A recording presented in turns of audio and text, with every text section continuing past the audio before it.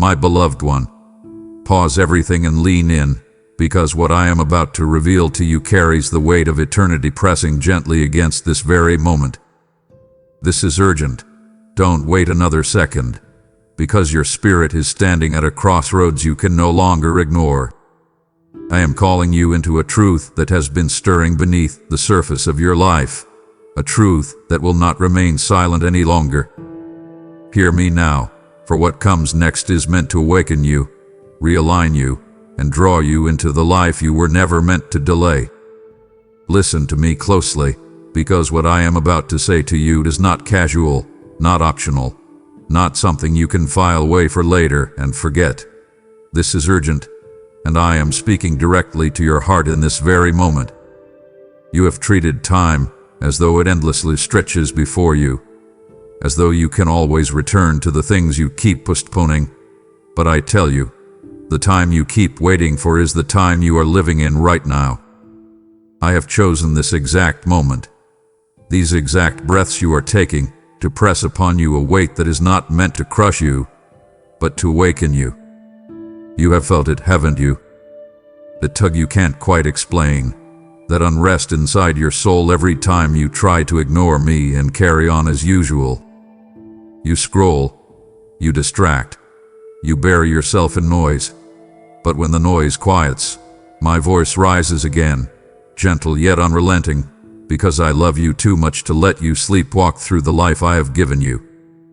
You have whispered to yourself, I'll deal with this later, I'll surrender when things calm down, I'll seek God when I have more time. But child, you do not see what I see. You see days, I see destinies. You see minutes, I see the story of your entire life. You treat your hesitations as small things, but those small hesitations are shaping who you are becoming. While you wonder if you should respond to me, battles are being fought over your mind, your heart, your future. You think delay is neutral, but delay is not neutral. It leans you subtly toward the life you never intended to live. I am not here to condemn you for waiting. I am here to rescue you from waiting any longer. I am here now, not yesterday, not someday, now, and I am holding before you an invitation that carries more weight than you realize. I am inviting you to step out of your drifting, out of your numbness, out of your constant almost obedience and halfway surrender. I am inviting you to stop treating my voice as background music and start recognizing it as the sound of life itself. You have been asking me for change. God, do something, God. Fix this, God. Move in my life. And I have heard every cry, every sigh, every tear-soaked whisper. But hear me. The change you have been asking me for is wrapped inside the response I am asking from you right now. You cannot move forward while standing still. You cannot walk into a new season while clinging to the comforts of the old one. You cannot keep saying one day when I am saying today. This urgency you feel is not panic. It is purpose. It is me leaning in, calling your name, telling you that you have reached a turning point, and the way you respond to me in this moment will echo far beyond this day. I am not pointing at the clock to pressure you. I am pointing at your heart to protect you. Do not wait another second to open it fully to me. Feel the truth of this moment settle into you, because I am drawing your attention to something you've tried to overlook for far too long. You've carried burdens so heavy that parts of you stopped believing relief was even possible. You've held responsibilities, fears, memories, and expectations in your hands until your fingers trembled under the pressure. Yet you told yourself, I can go a little longer. You have become so used to functioning under strain that you barely notice the toll it takes on your emotions, your decisions, your ability to rest, and even your ability to hope. But I see clearly what you've learned to hide, both from others and from yourself. I see the conversations you rehearse in your mind. I see the disappointments you never expressed aloud. I see the unresolved thoughts that linger in the background of your days, stealing your energy and clouding the joy you want to feel. I see every moment you force yourself to be strong when what you truly need is space to breathe. And while you have accepted the weight as normal, I never intended for it to be permanent. You do not realize how deeply these burdens have shaped the way you move through your life. They affect the way you respond to opportunities, the way you expect outcomes, the way you brace yourself for pain even in moments that are meant to bring peace. They have created a quiet distance between who you are and who I designed you to become. And yet, even with all this strain, you hesitate to release it. Part of you fears that if you loosen your grip, everything will fall apart. Another part fears that if you drop what you've been carrying, you won't know who you are without the struggle. You have wrapped your identity around survival, but I am inviting you into a life beyond mere endurance. I am not asking you to ignore reality. I am asking you to recognize that not all of what you carry is meant to be carried by you. Some of it belongs in my hands.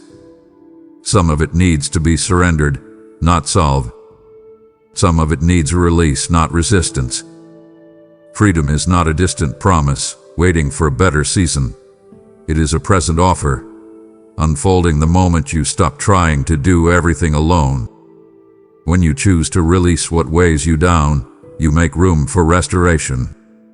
You make space for fresh clarity, renewed strength, and a sense of direction that has been buried beneath years of emotional clutter. This is why I urge you not to delay. You have been praying for transformation, and this moment holds the beginning of it. I am not asking you to carry less. I am inviting you to let me carry more. The freedom I offer is not theoretical. It is deeply personal, and it begins the moment you choose to trust me with what has exhausted you for far too long. Something in you has always sensed that you were meant for more than the place where you presently stand. You have whispered prayers in the dark, asking for change, asking for direction, asking for breakthrough. You have felt the spark of possibility, the stirring of desire, the hope that maybe things could shift if you just dared to believe again. But every time you approach the threshold of transformation, something inside you hesitates. Your spirit reaches forward, yet your fears pull you backward. You stand in the doorway, close enough to see the life I've prepared for you, yet unable to step into it because uncertainty whispers louder than courage. You tell yourself, what if I fail? What if I'm not enough? What if I lose what little stability I have? And without realizing it, you let fear talk you out of the very change you prayed for. You've asked me to open doors, and I have. You've asked me to guide you, and I have. You've asked me to bring clarity, and I have placed it right in front of you. The issue is not the absence of opportunity, it is the presence of hesitation. You've learned to carefully examine every possibility, weighing risks, predicting outcomes, trying to guarantee safety before stepping forward. This mindset has protected you in the past, but now it prevents you from moving into the future you desire. Standing still feels safer than stepping out, yet deep down you know that staying where you are is slowly draining you of life, purpose, and joy. Fear has convinced you that movement is dangerous, but remaining unchanged is far more costly. It keeps you cycling through the same patterns, wrestling with the same disappointments, replaying the same internal battles. You want transformation, but transformation requires a step, a real, tangible, faith-filled step. And I am walking with you as you take it. You are not stepping into the unknown alone.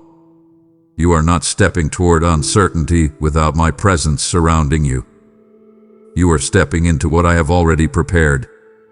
The path may feel unfamiliar, but it is not unsafe. It is not random. It is not reckless. It is intentional, and every part of it holds purpose. So I call you forward, not with pressure, not with force, but with invitation. You have lingered long enough at the edge of breakthrough. You have envisioned change long enough without experiencing it. The doorway you stand in is not a place to settle. It is a place to pass through. Your next level is not waiting on clear circumstances. It is waiting on a willing heart. Step through and watch what unfolds. Transformation does not happen when fear disappears. It happens when courage becomes stronger than hesitation.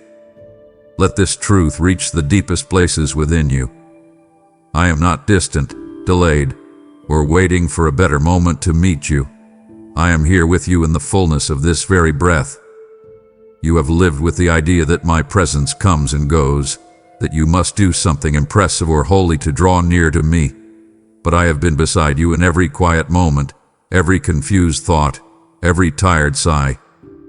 I have watched you reach out only halfway toward me because part of you still wonders if I will take your hand when you extend it. But I am telling you now, with a clarity that leaves no room for doubt, that my hand is already reaching for yours. I do not wait for your perfection. I do not wait for your strength. I do not wait for you to feel worthy. I come to you as you are, in the raw truth of this moment. You've told yourself, I'll seek God more when things settle down, when I'm less overwhelmed, when I feel more spiritual, when I'm ready to commit. But readiness does not arrive from waiting. It arrives from encounter. And I am offering you that encounter now. You don't need to climb out of your struggles first. You need only to let me in. You don't need to organize your emotions before turning to me. You simply need to take my hand. When you do, something shifts. Not in a dramatic flash, not in theatrics, but in a steady, grounding assurance that you are no longer walking alone. Understand this. I am not calling you into a momentary feeling. I am inviting you into a connection that anchors your entire life. My hand brings clarity where confusion has clouded your steps. My hand brings steadiness where anxiety shakes your confidence. My hand brings healing where old wounds keep reopening. You have tried to navigate complexities on your own, believing that involving me requires a level of readiness you don't feel you have. But this is the moment where everything begins to change. Not tomorrow. Not someday. Now. When I take your hand, I do not pull you harshly or rush you beyond your capacity. I walk with you at the pace your heart can handle. I guide you through decisions you've been afraid to make. I stand with you in conversations you dread. I strengthen you in areas where you feel weakest. You are not supposed to figure out life in isolation. You were not created to manage everything with limited strength. You are made to walk with me, to lean on me, to experience life with my presence woven into every step. So take my hand now, not symbolically, not theoretically, but sincerely. Let it be the beginning of a new closeness between us. This moment is not small. It is holy. And once you grasp my hand, you will feel the certainty you have been missing. The certainty that you are guided, supported, and loved in ways deeper than you have ever dared to imagine. Consider how quickly everything can change the moment you allow yourself to stop resisting what I have been trying to do within you. You often imagine transformation as a slow process, something that requires years of effort or countless steps before any real breakthrough can occur. But there are moments in your life when change happens the very instant you allow your heart to soften. You have stood at the edge of surrender many times, feeling the pull to release your fears, your expectations, and your guardedness, yet part of you still clings to the belief that yielding means losing control. You hold back pieces of yourself, hoping to maintain stability by managing your own inner world, but that effort drains you more than you realize. Yielding to me is not a threat to your identity.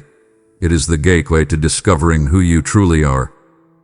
You have no idea how quickly your perspective can shift, how deeply your wounds can begin healing, how strongly your spirit can awaken when you stop bracing yourself against my presence. There are changes you have prayed for that cannot happen through effort alone.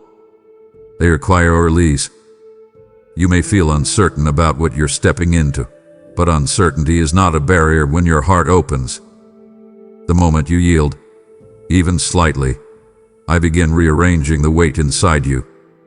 I lift the tightness you've carried in your thoughts. I realign areas where fear has twisted your expectations. I open doors you never noticed and close ones that were draining you without your awareness. You often assume I need time to prepare blessings for you, but many of those blessings are already prepared. The only thing delaying them is the tension between your longing and your hesitancy.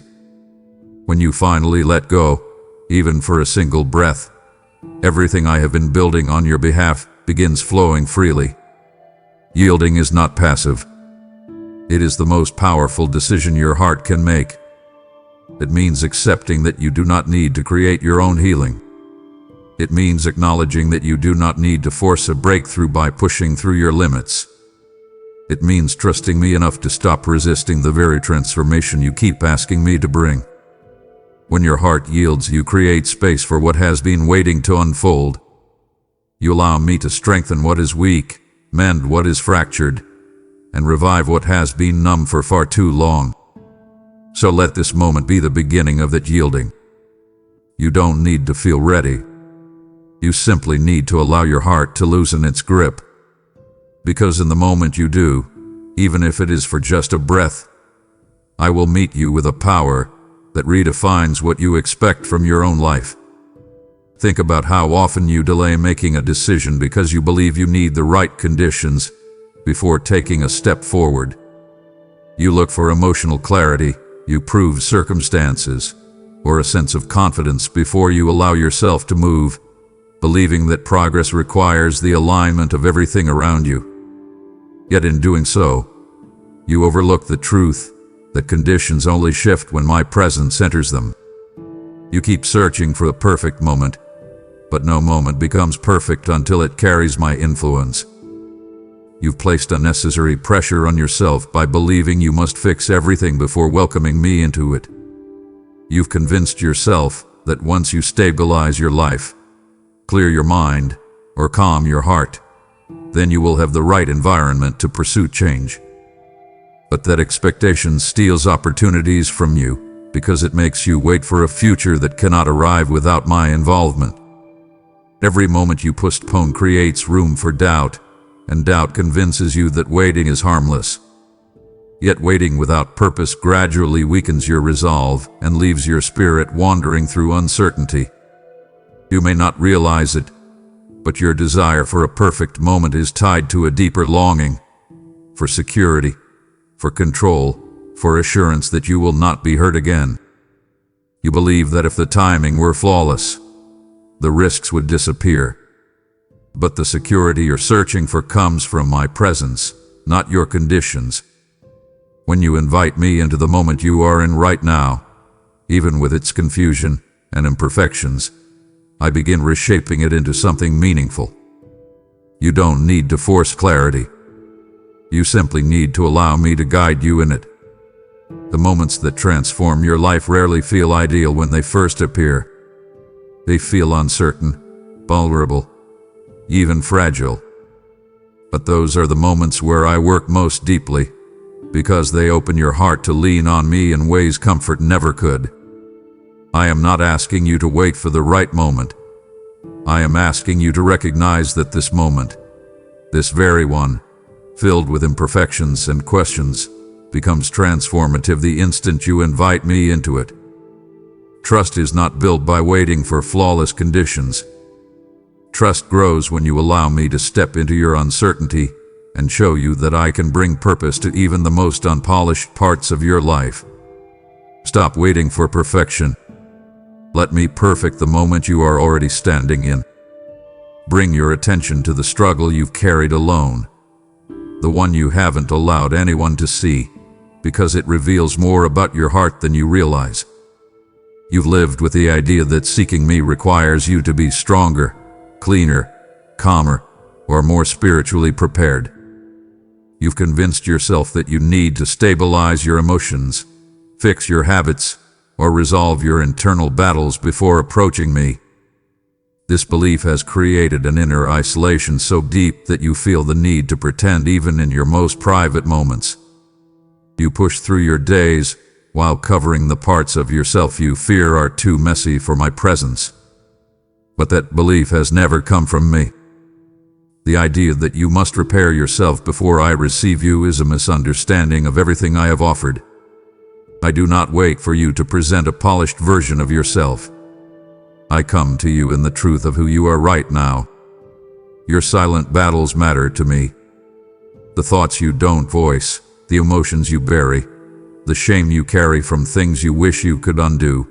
All of these are things I want you to bring into my presence instead of managing alone. You were not created to heal yourself. You were not designed to overcome your internal conflicts without help. The weight you carry has grown heavier because you've handled it in isolation. Healing begins when you allow honesty to replace silence and connection to replace self-reliance. I do not push you away when you feel weak. I draw you closer. I don't wait until your heart feels stable. I steady it the moment you come to me.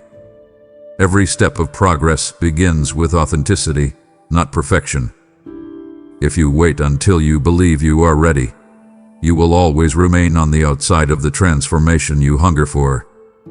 Readiness grows after you come to me, not before. You will never shock me with your struggles, disappoint me with your complexity, or overwhelm me with your emotions. I know every layer of your inner world, and my invitation remains unchanged. Come as you are. Not as you wish you were. Not as you think I expect you to be. Come exactly as you are in this moment. When you bring me your truth, I bring you my healing. When you bring me your wounds, I bring restoration. When you bring me your confusion, I bring clarity. You do not need to fix yourself first. You need only to let me meet you where you are. Let your attention settle on the truth you sensed, but never fully admitted. The struggle you've been carrying on your own has been draining you far more deeply than you've allowed yourself to acknowledge. You've pushed through difficult seasons with determination, telling yourself that endurance is the same as strength, but endurance without support becomes a quiet form of exhaustion. You've convinced yourself that handling everything alone is noble, even necessary, because you fear that leaning on anyone, even on me, might reveal weakness. Yet the battle you are facing was never designed to be a solitary one. You've poured energy into maintaining control, trying to outthink your worries, outmaneuver your fears, and outrun the heaviness that follows you into every quiet moment. But there comes a point when human strength, no matter how sincere, reaches its limit. And it is precisely at that limit that I stand ready to take the weight from you. There are layers to your struggle that go deeper than circumstances or stress. Some of what you face comes from wounds that were never healed, expectations that were never met, disappointments you learned to hush but never resolved. These deeper places require more than human willpower. They require a strength that does not waver when emotions shift, a strength rooted in a presence that will not abandon you no matter how far the situation stretches you. My help is not meant to replace your effort but to multiply it. When you fight alone, you drain yourself. When you fight with me, you draw from a source that never empties. You may think that involving me requires you to be spiritual enough or ready enough, but my strength meets you in the exact condition you're in.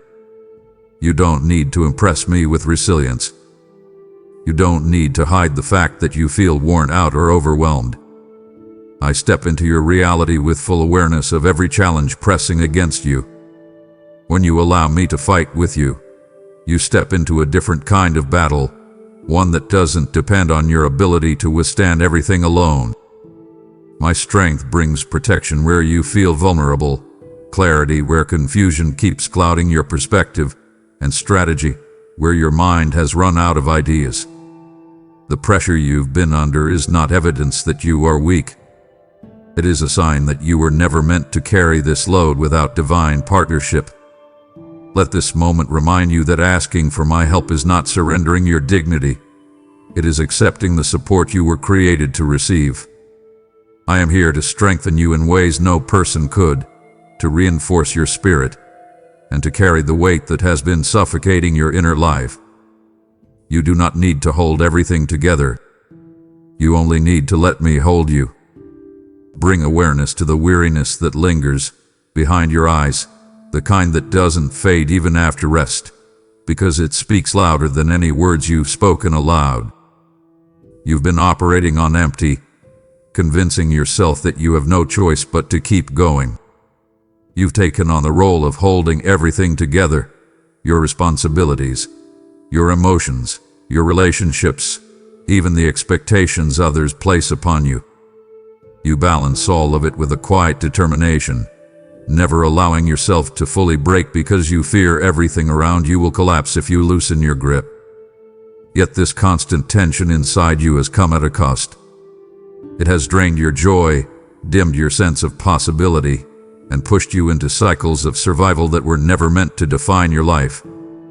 I have watched every moment of this struggle, not with disappointment, but with compassion. You were not created to sustain everything through sheer effort. Your heart was not designed to absorb endless pressure. When you try to hold life together with human strength alone, it becomes a burden too heavy for your spirit. This is why I am calling you to release what you've been gripping so tightly. Letting something fall into my hands does not mean losing control. It means transferring control into the only place where it can be safely upheld. I am not asking you to abandon your responsibilities.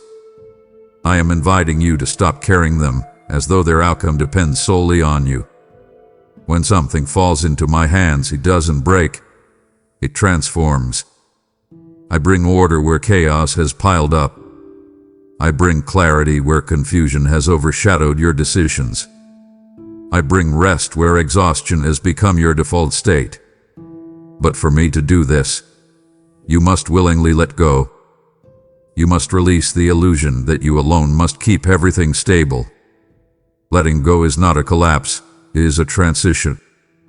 It is a sacred handoff between your effort and my sustaining power. I have seen how long you've been afraid to release control, yet this fear has limited what can unfold in your life. When you cling too tightly, you leave no room for me to rearrange what needs to shift. You leave no space for renewal. You leave no pathway for the unexpected blessings that come when you allow me to take the weight off your shoulders. This moment is not about failure. It is about trust. Trust that my hands are steadier than yours. Trust that I can hold what overwhelms you. Trust that letting go will unravel your life. It will revive it.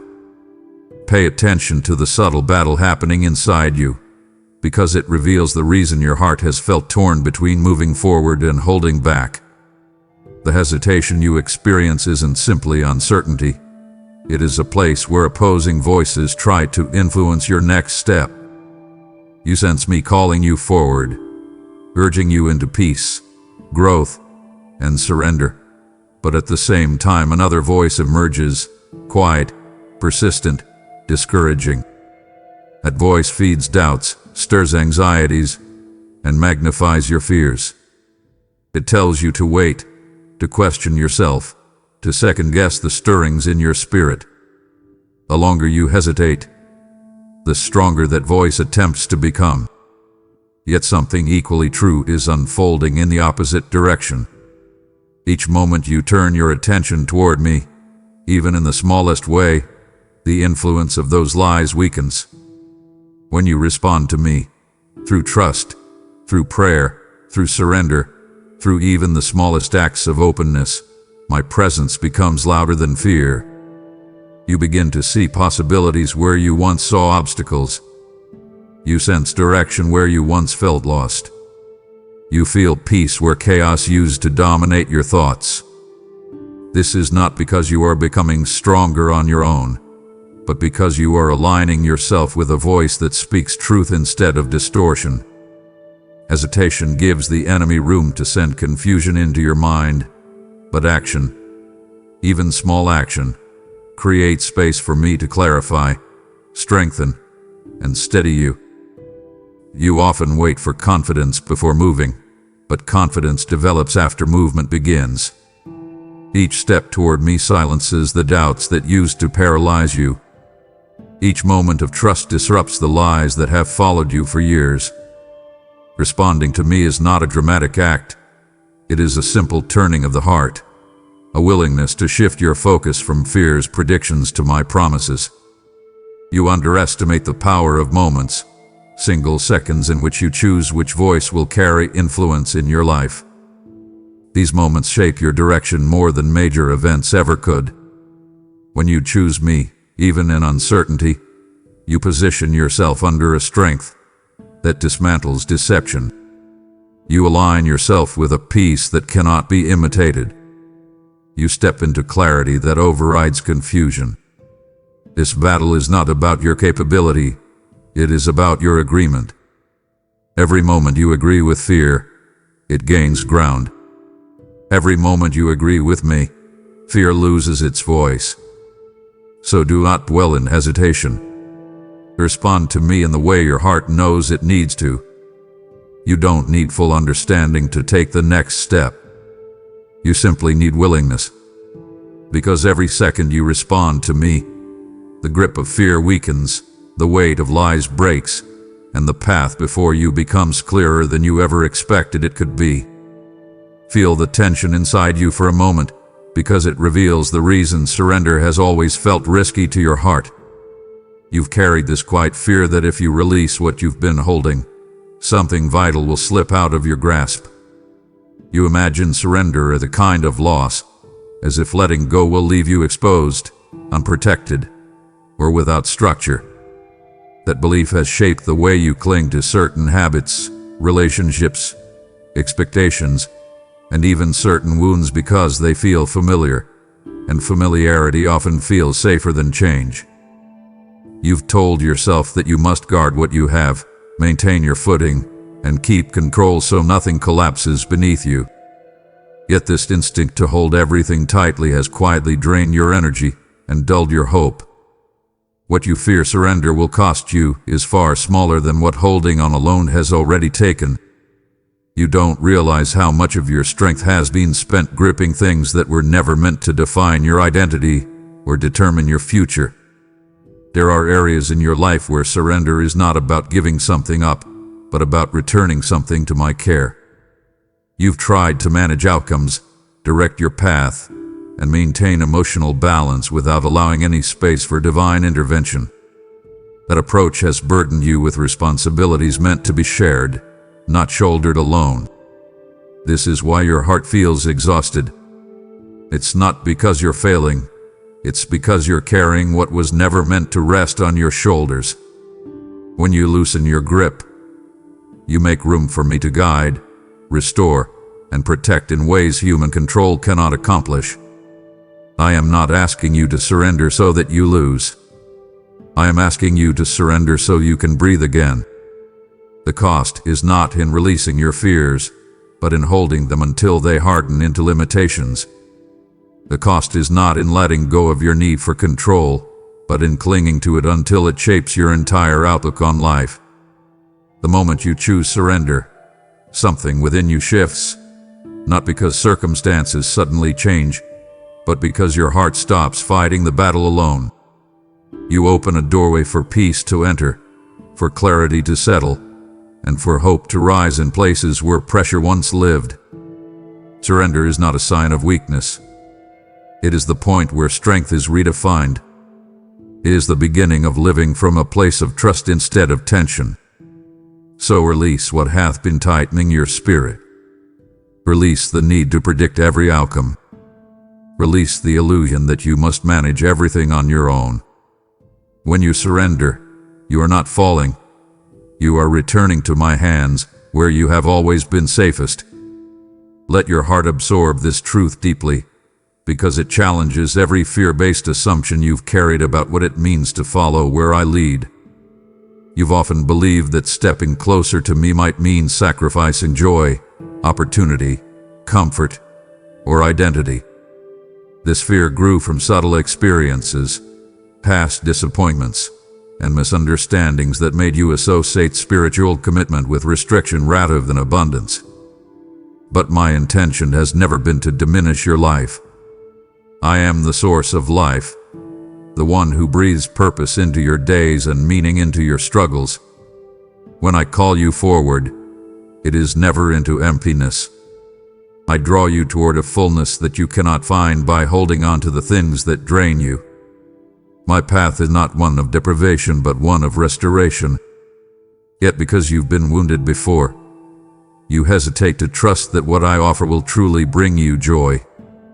You've grown comfortable expecting loss, even when you long for something more. Consider the areas where you feared that surrender would strip you of your identity. In reality, it is the place where your truest identity begins to unfold. You were not created to live in a state of emotional scarcity, always trying to protect yourself from disappointment. I lead you into life, not halfway, not partially, but fully. A life where your choices are guided by peace rather than anxiety. A life where your purpose resonates through your actions instead of being buried under fear. A life where joy is not an occasional visitor, but a steady companion. When I speak of overflowing life, I mean a life where you experience fullness in ways your mind has not yet imagined. Fullness of hope, fullness of healing, fullness of clarity, fullness of strength. You've been holding on to things that limit you because you fear that letting go will leave you empty. But emptiness is not the defining outcome of surrender. Overflow is. Redemption is. Renewal is. The parts of your story that feel broken beyond repair are the very places where I pour new life. You misunderstand my intentions when you assume I lead you away from what is good for you. I lead you away only from what cannot sustain you. So when I call you, do not picture a path of sacrifice that strips you of joy. Picture a path of restoration that expands your capacity to live fully. What you release is temporary, what I give is lasting. What you fear losing is small compared to the life I intend to awaken within you. This is not a call into loss. It is a call into a life truer, richer, and more redeemed than anything you've known. Notice the subtle patterns that keep repeating in your life, because they reveal more about spiritual resistance than you may realize. You've often felt a quiet pull toward change, a nudge, a conviction, a moment of clarity, yet you've also felt an equally quiet inclination to postpone your response.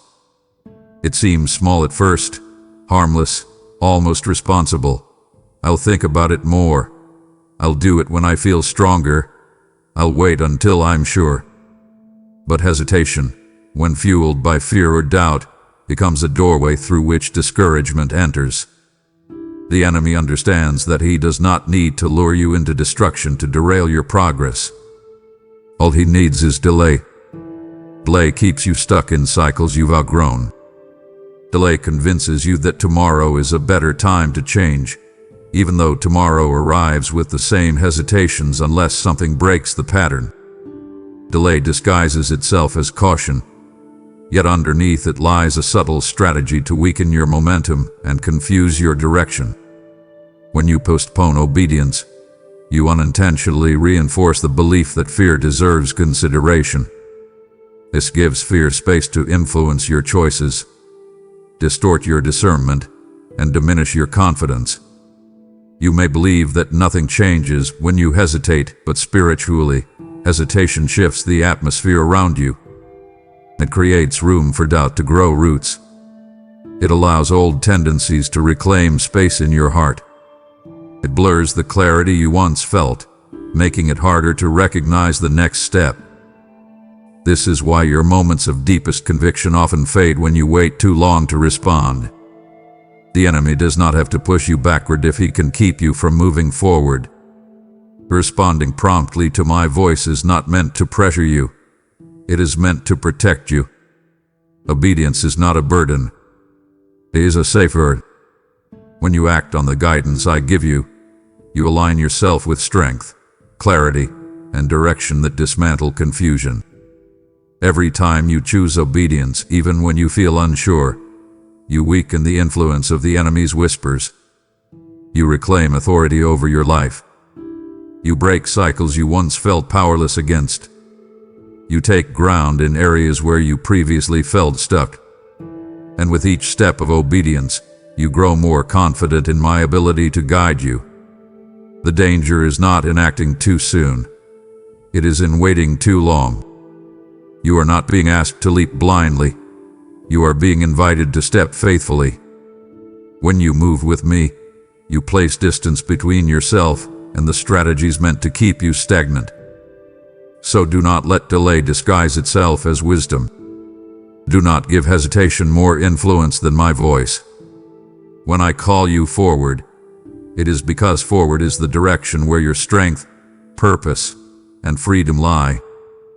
Consider what it feels like to stand before something meant for you yet remain unable to fully step into it, because that is the exact place your heart has inhabited for far too long. There have been moments when you sensed a shift coming, moments that felt charged with possibility, moments where clarity cut through confusion, and you could always see what your life might look like if you moved forward. These glimpses were not accidents. They were invitations. They were signs that you were nearing a threshold designed to lead you into something more whole, more purposeful, and more aligned with who you are becoming. But each time you approached that threshold, hesitation slipped in like a shadow. You began to question your readiness, your ability, and your worth. You tried to predict outcomes before taking steps, and in doing so, you kept the door only halfway open. Your heart has felt the tension of this halfway position. It's an internal pull between desire and caution, possibility and fear, faith and uncertainty. You've tried to rationalize your pause by telling yourself that timing wasn't right or that you needed more clarity, yet deep down you know the real obstacle has been the fear of stepping into something unfamiliar. You've grown accustomed to standing near breakthroughs without fully embracing them, hoping they will unfold on their own. But breakthroughs rarely appear without your participation. They respond to movement, to willingness, to courage.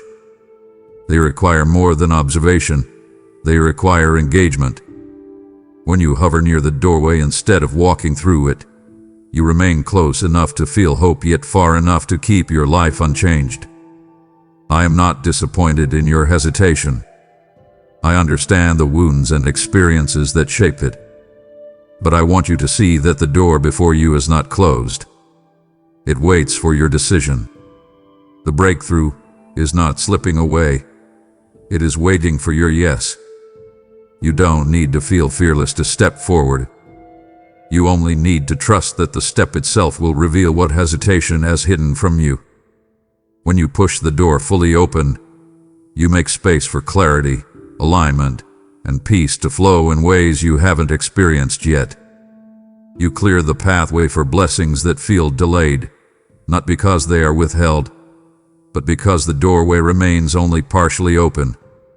This moment is an invitation to shift from almost to fully.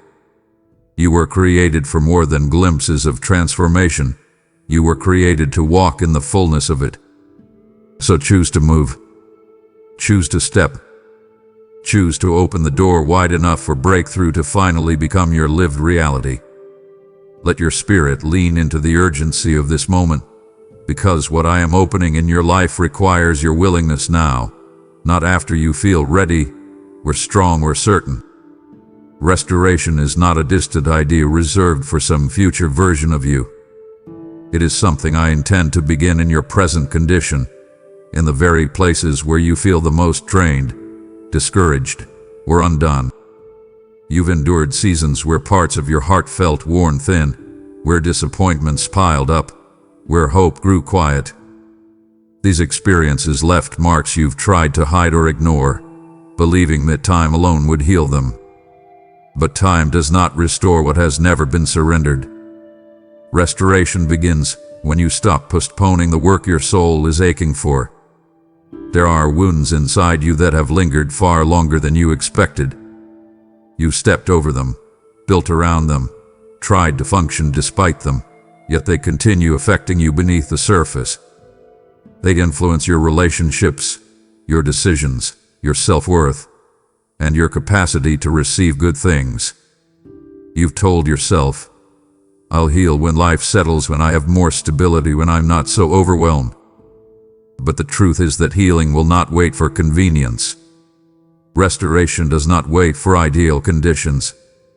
It begins the moment you open the door to it, and that door is in front of you now.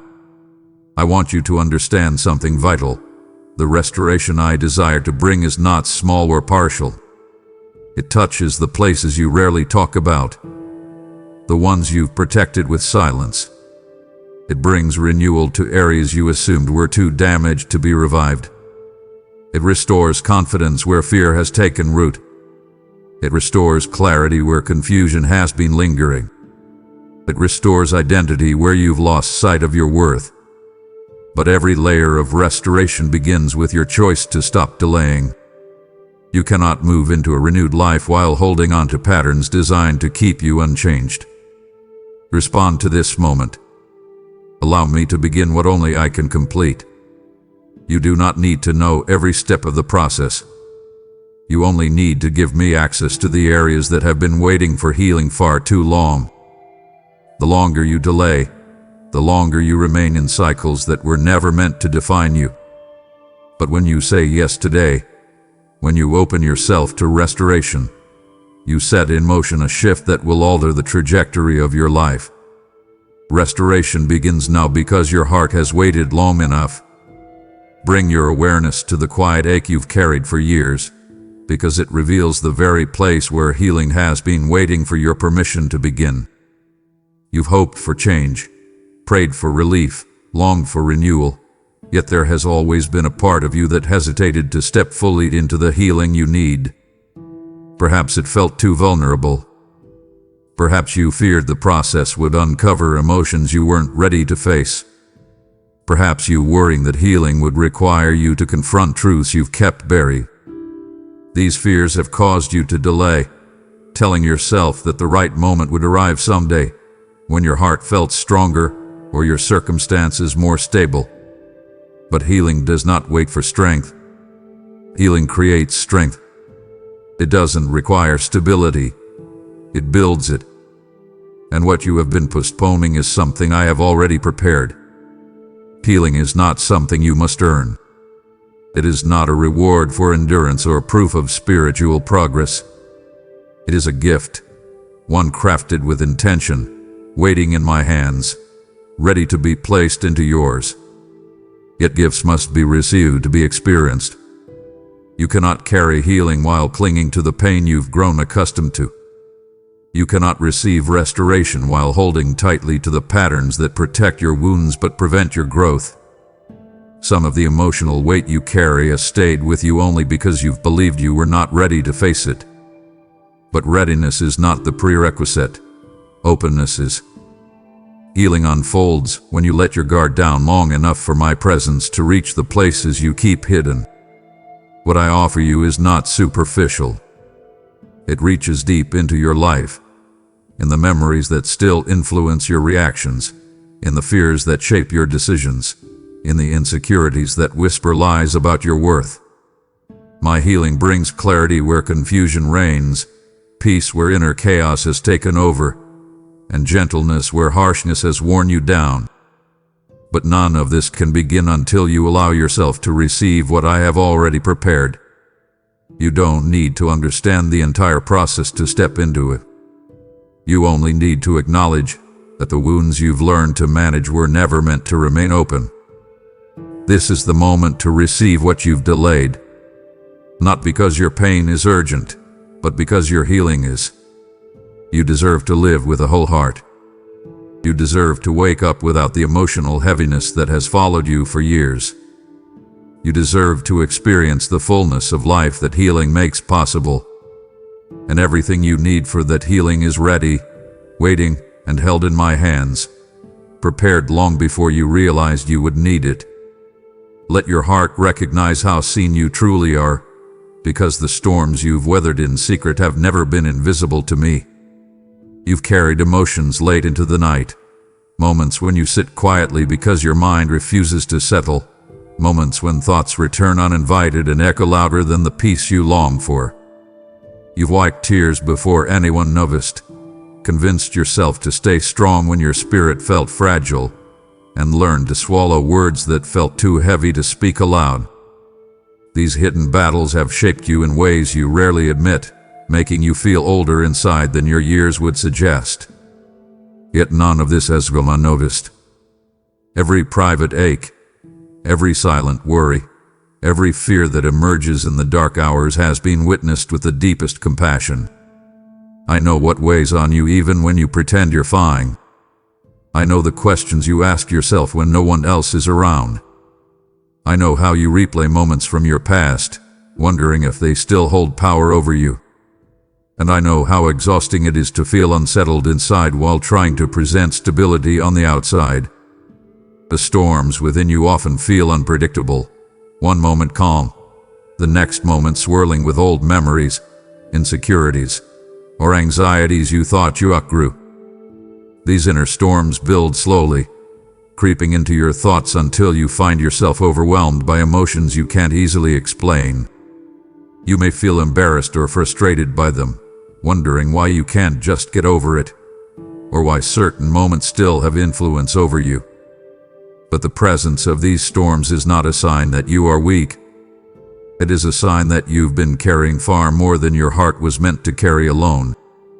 And I am here, not as a distant observer, but as a steadying presence, ready to quiet the turmoil that has lingered too long.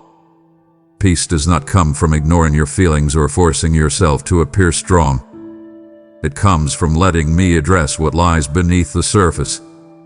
When you release your hidden turmoil into my care, I begin calming the waves inside you, not through pressure, but through presence. I soften the thoughts that accuse you. I dismantle the fears that rise without warning. I dissolve the heaviness that keeps you awake at night. You've asked me before to change your circumstances, but much of the restoration you need begins inside you. When I calm your internal storm, you gain clarity, courage, and emotional freedom that external changes alone could never provide. Trust that I am with you right now, even in the thoughts you haven't spoken.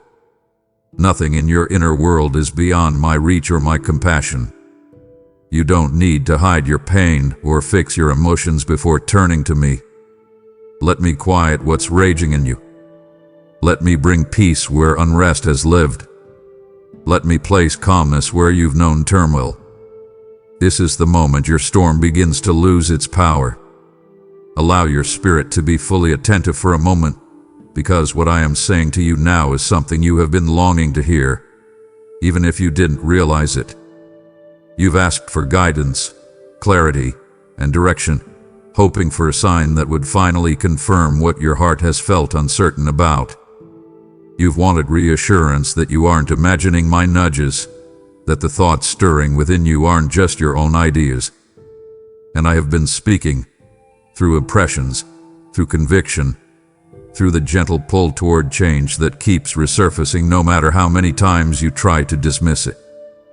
Yet each time my voice grows clearer, something inside you instinctively tightens. Your heart becomes cautious, guarded, unsure whether to trust what you're sensing. This is not because you are resistant or rebellious. It's because past disappointments have taught you to tread carefully around hope. You fear misinterpreting my voice because you fear being hurt again. But understand this. My voice does not come to confuse or condemn you. It comes to lead you toward life. When you feel that inner pull, that quiet persuasion toward what is good, healing, or freeing, it isn't random. It is the very communication you've been asking me for. The challenge is not in recognizing my voice. It's in allowing yourself to trust it. Your heart has grown hesitant because it hath been wounded before, and wounded hearts often create walls around themselves for protection. But those walls, while built with good intentions, become barriers to the very guidance you desire. When you harden your heart, even slightly, my voice becomes difficult to receive, not because it grows faint, but because your fear filters its meaning. You don't need to fear being misled by me. My voice aligns with peace, even when it calls you into discomfort. It aligns with truth, even when truth compels change. It aligns with freedom, even when freedom requires letting go. When you sense my guidance, pay attention to what it pulls you toward: healing, clarity, humility, honesty, courage. These fruits reveal my direction. Hardened hearts miss the subtleties of divine guidance, but open hearts recognize it even in whispers. So let this be the moment you soften, even just a little. You've asked for me to speak, and I am speaking through conviction, through comfort, through the quiet realization of what your next step needs to be. You don't need to fully understand before responding. You only need to remain open. My voice is not here to pressure you. It is here to guide you into the life you've been longing for.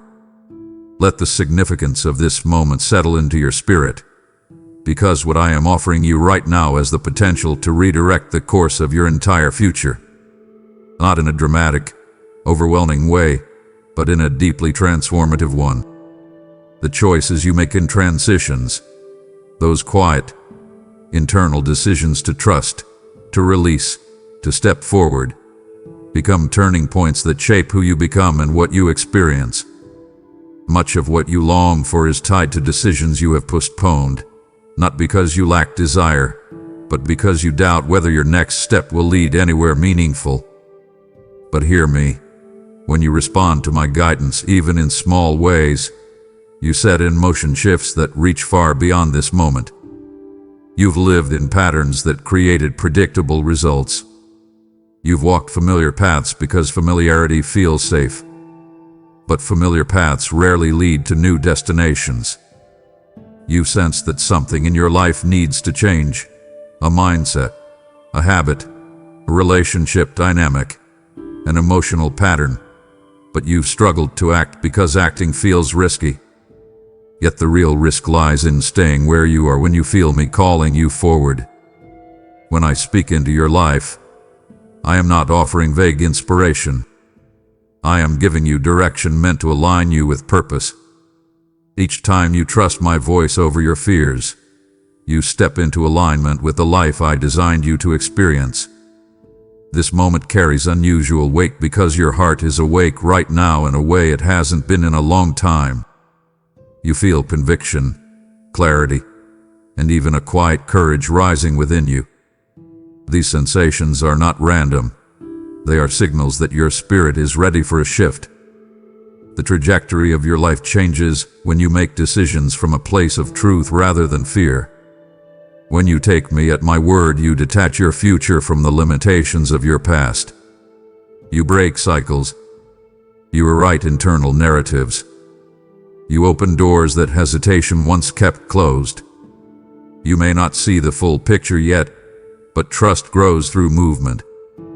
My guidance becomes clearer as you walk, not before you begin. So let this be the moment you choose direction over doubt, trust over second-guessing, faith over hesitation. If you take me at my word, the shift will begin, not because circumstances instantly change, but because you will. And when you change, everything connected to your future begins to realign.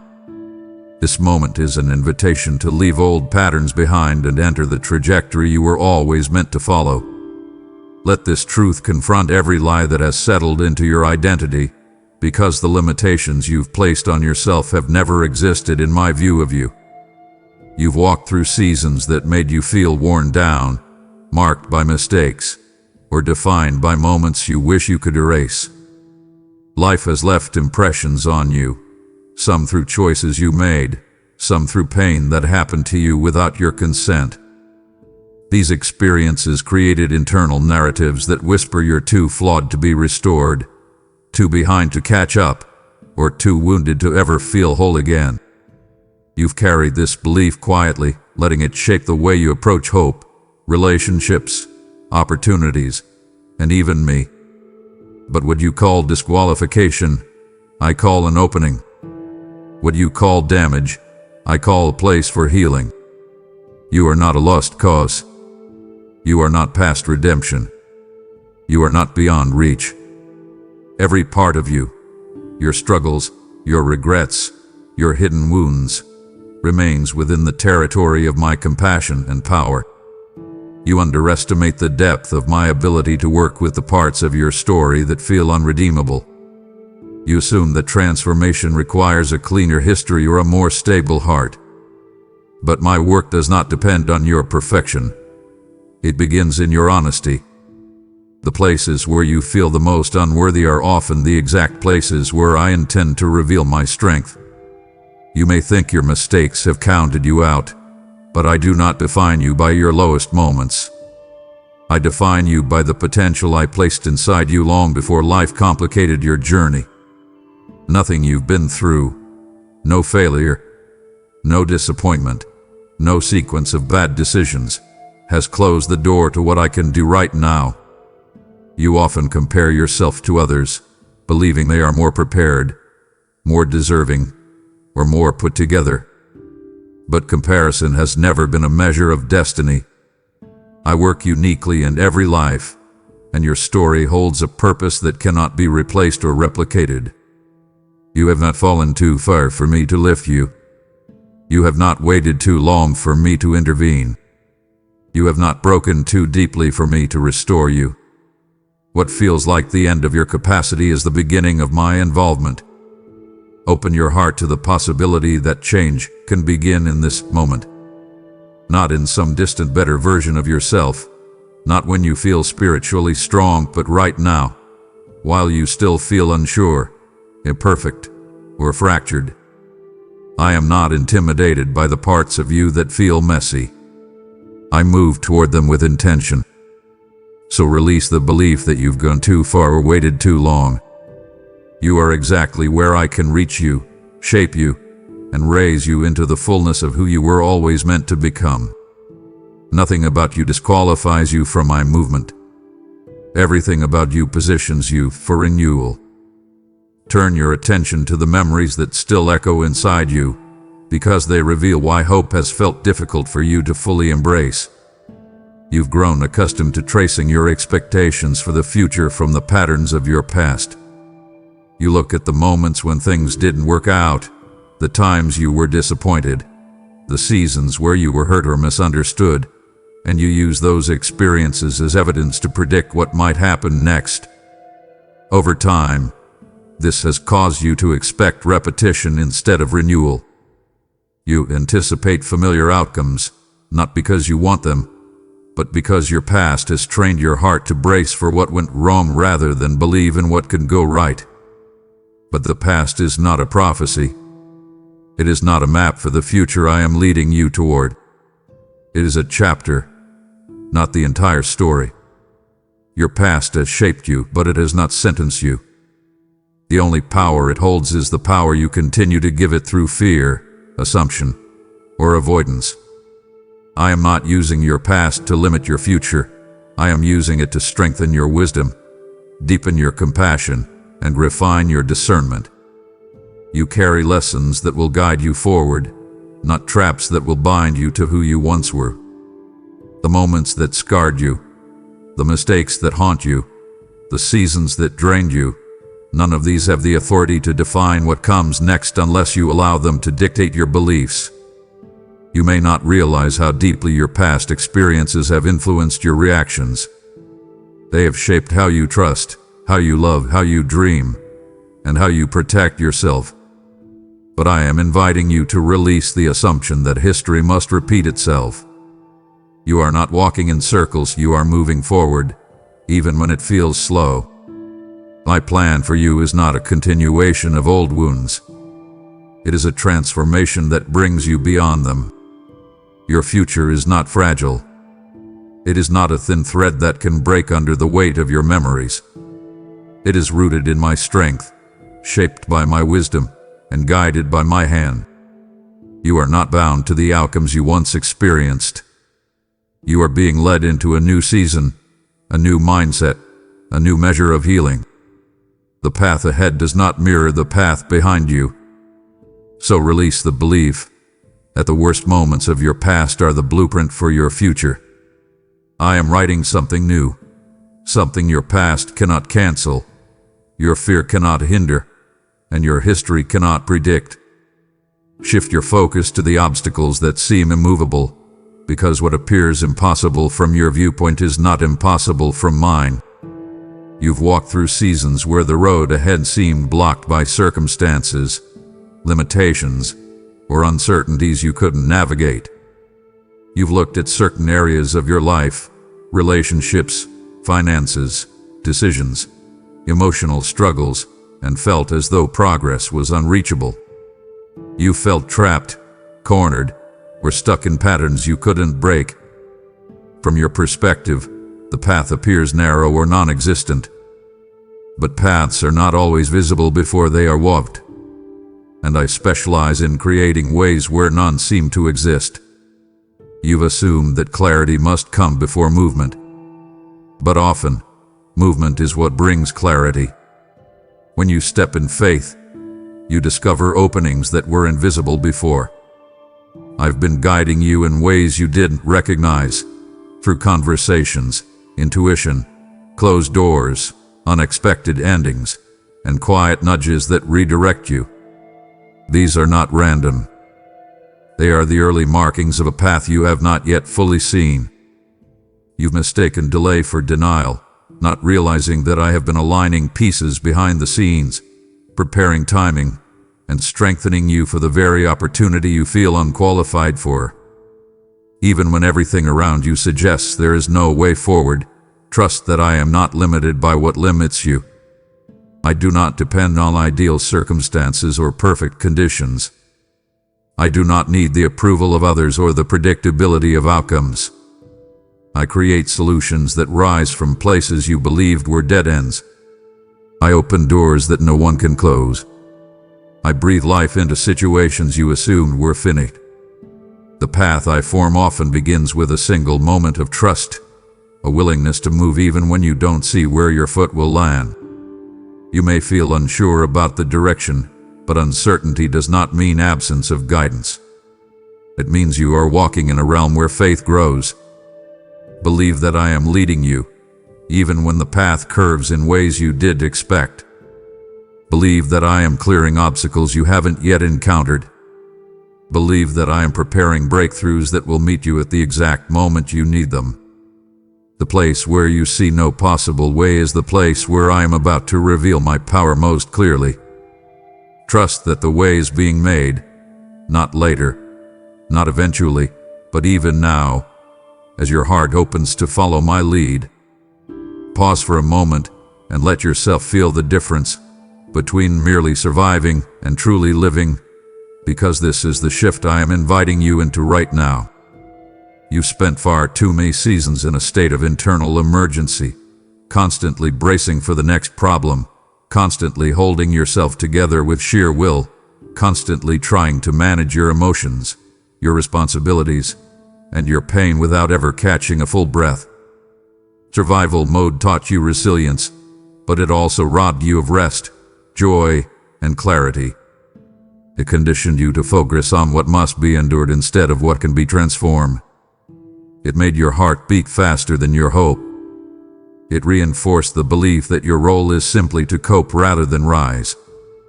But survival is not your identity. It was only a temporary posture. Revival is the direction I am drawing you toward, because your spirit was made for more than just getting through the day. When you live in survival mode, your decisions become shaped by urgency instead of purpose. You react instead of discern. You cling instead of grow. You settle for what feels safe instead of stretching into what feels true. Yet even while you've been operating from this place, I have been working behind the scenes to prepare a shift that awakens the parts of you that exhaustion silenced. Revival mode is not about becoming someone new. It is about reclaiming the person you were before stress, disappointment, and fear began to shrink your sense of possibility. It reawakens your creativity, your courage, your connection to hope. It brings warmth where numbness has settled. It brings desire where apathy has taken root. It brings vision where weariness has blurred your perspective. This shift does not require perfection. It requires permission. And that permission comes from you allowing me to reorient your heart away from constant self-preservation. You don't need to know how to revive your own spirit. Revival is something I breathe into you. It happens when you turn your attention from everything that drains you and begin receiving what strengthens you. It begins when you stop bracing for the worst and start believing again for what is possible. It grows when you release your grip on patterns designed only to help you endure and embrace the patterns that allow you to expand. You've carried burden so long that you forgot what it feels like to move with lightness. You've been strong for so many people that you forgot you deserve to be strengthened as well. You've been surviving on fragments of hope, but I am offering you a full supply. Let this moment be the invitation your spirit has been waiting for. You are not stepping into revival by striving, but by allowing me to breathe life into the places you've assumed would always feel tired. You are moving out of survival, not because everything around you changes instantly, but because everything within you begins to rise. Bring your awareness to the restrictions you've learned to tolerate, because the weight you've normalized is not the weight you were designed to bear. You've carried emotional chains of regret, insecurity, fear, self-doubt, bitterness, disappointment, and old pain, for so long that they no longer feel like chains. They feel like parts of your identity. They've shaped the way you think about yourself and the way you imagine your future. You've convinced yourself that these limitations are just your personality now, or that certain wounds are simply part of your story forever. But these chains were never meant to remain. They were never meant to harden around your life. And while you may have learned to function with them, they have quietly influenced every choice, every expectation, every attempt at growth. I am showing you these chains not to shame you, but to reveal that I am ready to remove them, in a moment, in a breath, in a shift so swift you will wonder how you ever believed they were unbreakable. These chains persist not because they are strong, but because you've been carrying them for so long that you stopped questioning whether release was possible. You adapted to the weight. You adjusted your habits around it. You lowered your expectations to accommodate it. You protected parts of your heart because you assumed certain things about you could never change. But hear me clearly, what you've adapted to is not your destiny. You think these restraints require years of rebuilding to break, but some chains dissolve the instant you finally decide to place them in my hands. Some patterns collapse the moment you stop agreeing with them. Some wounds heal the moment you stop hiding them. Do not underestimate what can happen when you open yourself to release. I am not waiting for a better version of you. I am not waiting for you to become stronger or more stable. The power to break these chains does not come from you. It comes from me. And I am ready to free you from what has followed you for years. Freedom is not a distant reward. It is a present possibility the moment you surrender what binds you. Healing can begin instantly. Patterns can shift instantly. Hope can return instantly. You don't need to climb your way out of captivity. You simply need to let me unlock what you've learned to live with. Let this be the moment where you stop adjusting to limitations and start stepping into liberation. You are not defined by your chains. You are defined by the one who can break them. And I am ready, right now, to remove what has held your spirit from rising into the fullness of its strength. Let your heart pay attention to the places where your own strength has reached its limit, because these are the very places where my presence is prepared to do what your effort cannot. You've tried to heal certain wounds with determination, hoping that persistence alone would loosen their grip. You've tried to change patterns by sheer willpower, believing that if you tried harder, you would finally overcome them. You've tried to shake off fears by reasoning with them, only to find that fear often returns with new layers of complexity. Your strength has carried you admirably, but even the strongest human resolve cannot break what has wrapped itself around your spirit for years. This isn't because you failed, it's because some battles were never designed to be won through human effort alone. You were created with a limited supply of strength so you would recognize when to lean into a greater one. You have spent seasons believing that more discipline, more resilience, or more emotional endurance would lead you into freedom. But there are burdens that don't respond to human striving. They dissolve only when exposed to the presence that carries divine authority. My presence does not work like your strength. Your strength pushes, my presence transforms. Your strength endures, my presence liberates. Your strength wills itself forward, my presence rewrites what has held you back. When you invite me into the areas you've guarded, the things that felt immovable begin to shift, not gradually, not weakly, but with a kind of power that silences long-standing battles. This isn't about being passive or avoiding responsibility. It's about recognizing that your spirit deserves a strength greater than your own. You don't need to carry burdens that exhaust you day after day. You don't need to fix wounds you didn't create. You don't need to fight battles that drain you more than they grow you. My presence is not something you must earn. It is something you must allow. And when you allow it, even the hardest places become permeable. Even the oldest patterns begin to soften. Even the lies you've believed about yourself lose their influence. What your strength has not been able to break is not unbreakable. It's simply waiting for the touch of my presence. There is no shame in admitting that you need help that exceeds your own ability. In truth, that admission marks the doorway to the freedom you've been seeking. So stop trying to force change.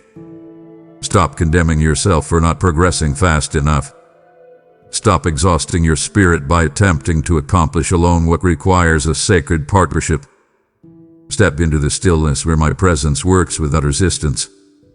Step into the openness where I can reach what you've kept hidden. Step into the surrender where transformation takes root. Let me break what your strength could never touch. Let this moment settle into you with a weight you cannot ignore, because what you are hearing now is the very confirmation your spirit has been waiting on for far longer than you've admitted. You've asked repeatedly for clarity, quietly, privately, sometimes desperately. You've said things like, "If only I had a sign, if only I knew what to do, if only I could hear something unmistakable." You've carried these longings in silence, unsure whether your questions were too big, too burdensome, or too complicated to bring before me. Yet every time you asked for a sign, it wasn't a sign you wanted as much as reassurance. You wanted to know that I saw you, that I understood your inner conflict, that what you were feeling wasn't imagined, that the direction stirring inside you wasn't random, that you weren't alone in your uncertainty. And because I know the condition of your heart, I have chosen to respond in a way that leaves no room for confusion. This moment is your sign. You seek signs when your courage feels thin, when your path feels unclear, or when your heart feels divided. I am not offended by your desire for reassurance. I understand the weight of decision-making, the fear of making the wrong step, the exhaustion that comes from carrying too many choices at once. But hear me clearly, you are not being led by coincidence. The stirring you feel is deliberate. The conviction you sense is intentional. The resonance in your spirit as you read these words is evidence that this is not emotional impulse, it is divine direction. You've been waiting for something external, a circumstance to shift, an opportunity to appear, someone else to confirm what you already sense. But signs are not always external. Sometimes the sign is the moment your heart recognizes truth so deeply that you can no longer deny it. Sometimes the sign is the peace that rises when you consider the path I am guiding you toward. Sometimes the sign is the discomfort that grows when you remain in a place I am urging you to leave. And sometimes the sign is me speaking directly to you, removing every layer of uncertainty you've been wrestling with. This moment is not random. These words are not accidental. You asked me to speak, and I am speaking. Not through thunder, not through dreams, not through extraordinary events, but through clarity. Clarity that rests on your heart with unmistakable presence. Let this assurance steady you. Let it guide you. Let it become the confirmation you stop questioning. You don't need to wait for another sign. You don't need to second guess what I am revealing. You don't need to search for something more dramatic. This is the sign, because this is the moment your spirit recognizes my voice and knows what to do next. Let your heart recognize the gentle pressure you've been feeling lately, because that inner tug you keep trying to ignore is not condemnation. It is the doorway to freedom. Conviction has unsettled you at times, stirring emotions and thoughts you weren't prepared to confront. You've wondered if it meant something was wrong with you, something irreparably flawed or disappointing. But conviction is not a spotlight meant to expose you. It is a hand reaching toward you, inviting you into healing. Conviction carries truth, yet it carries compassion just as deeply. It reveals what needs to shift, not to burden you but to release you from what has silently held you back. The discomfort you feel is not punishment. It is an awakening. It is the quiet signal that you are standing at the edge of transformation, and something within you is ready to grow, ready to let go, ready to be renewed in ways you once thought were unreachable. There have been moments where conviction felt overwhelming, moments where you wanted to turn away because you feared what it might demand. You preferred numbness over honesty, distraction over introspection, familiar patterns over vulnerable change. You weren't avoiding me, you were avoiding the pain of facing yourself. But understand that I never reveal a truth without providing the grace to walk through it. Conviction is not meant to crush you. It is meant to guide you into places where old wounds can finally heal. It shines light on the parts of your heart that have been operating in the dark for far too long. It exposes lies you've believed about yourself, lies planted through trauma, disappointment, or fear. And when truth comes, even if it stings at first, it comes with the promise that what is revealed can be redeemed. Running from conviction leaves you carrying burdens that were meant to be lifted. When you silence what I am stirring, you extend cycles that are supposed to end. You prolong wounds that are ready to close. You hold on to patterns that no longer fit the person you are becoming. But when you lean into conviction, when you allow yourself to feel it, listen to it, and respond to it, you open the door to a level of freedom you've never fully experienced. You begin stepping into clarity. You begin releasing the heaviness tied to old mistakes. You begin healing from behaviors rooted in fear rather than identity. You begin aligning with who you truly are rather than who pain has shaped you to be. So don't run this time. Don't hide behind distractions or excuses. Don't silence the voice that's trying to save you. Let conviction guide you gently, steadily, lovingly. Let it bring you into the life your spirit has been craving. Conviction is not my rejection. It is my rescue. It is me taking your hand and leading you out of the places where you've been trapped far too long. If you follow it, you will discover the freedom that has always been waiting for you. Let your mind slow down long enough to acknowledge the uneasiness you've been feeling, because that discomfort you keep trying to escape is actually pointing you toward the exact transformation your soul has been seeking. You've been conditioned to believe that discomfort is a sign something is wrong, something to avoid, suppress, or push aside. But discomfort often signals that you are outgrowing the place you've been living emotionally, spiritually, or mentally. It appears when you are approaching a threshold that requires courage, honesty, or change.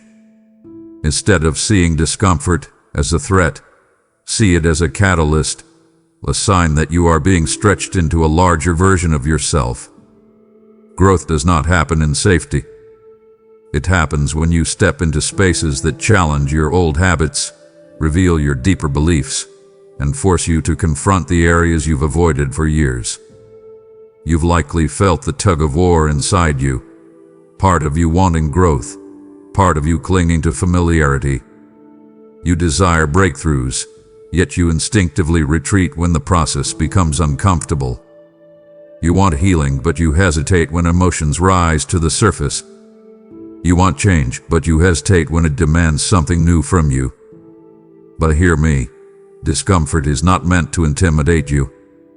It is meant to prepare you.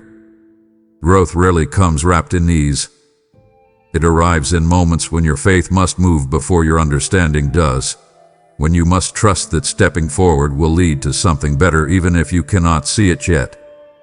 Discomfort has been showing up in your relationships, your habits, your thoughts, and your daily choices, not to burden you, but to alert you that you've reached the border of your old identity.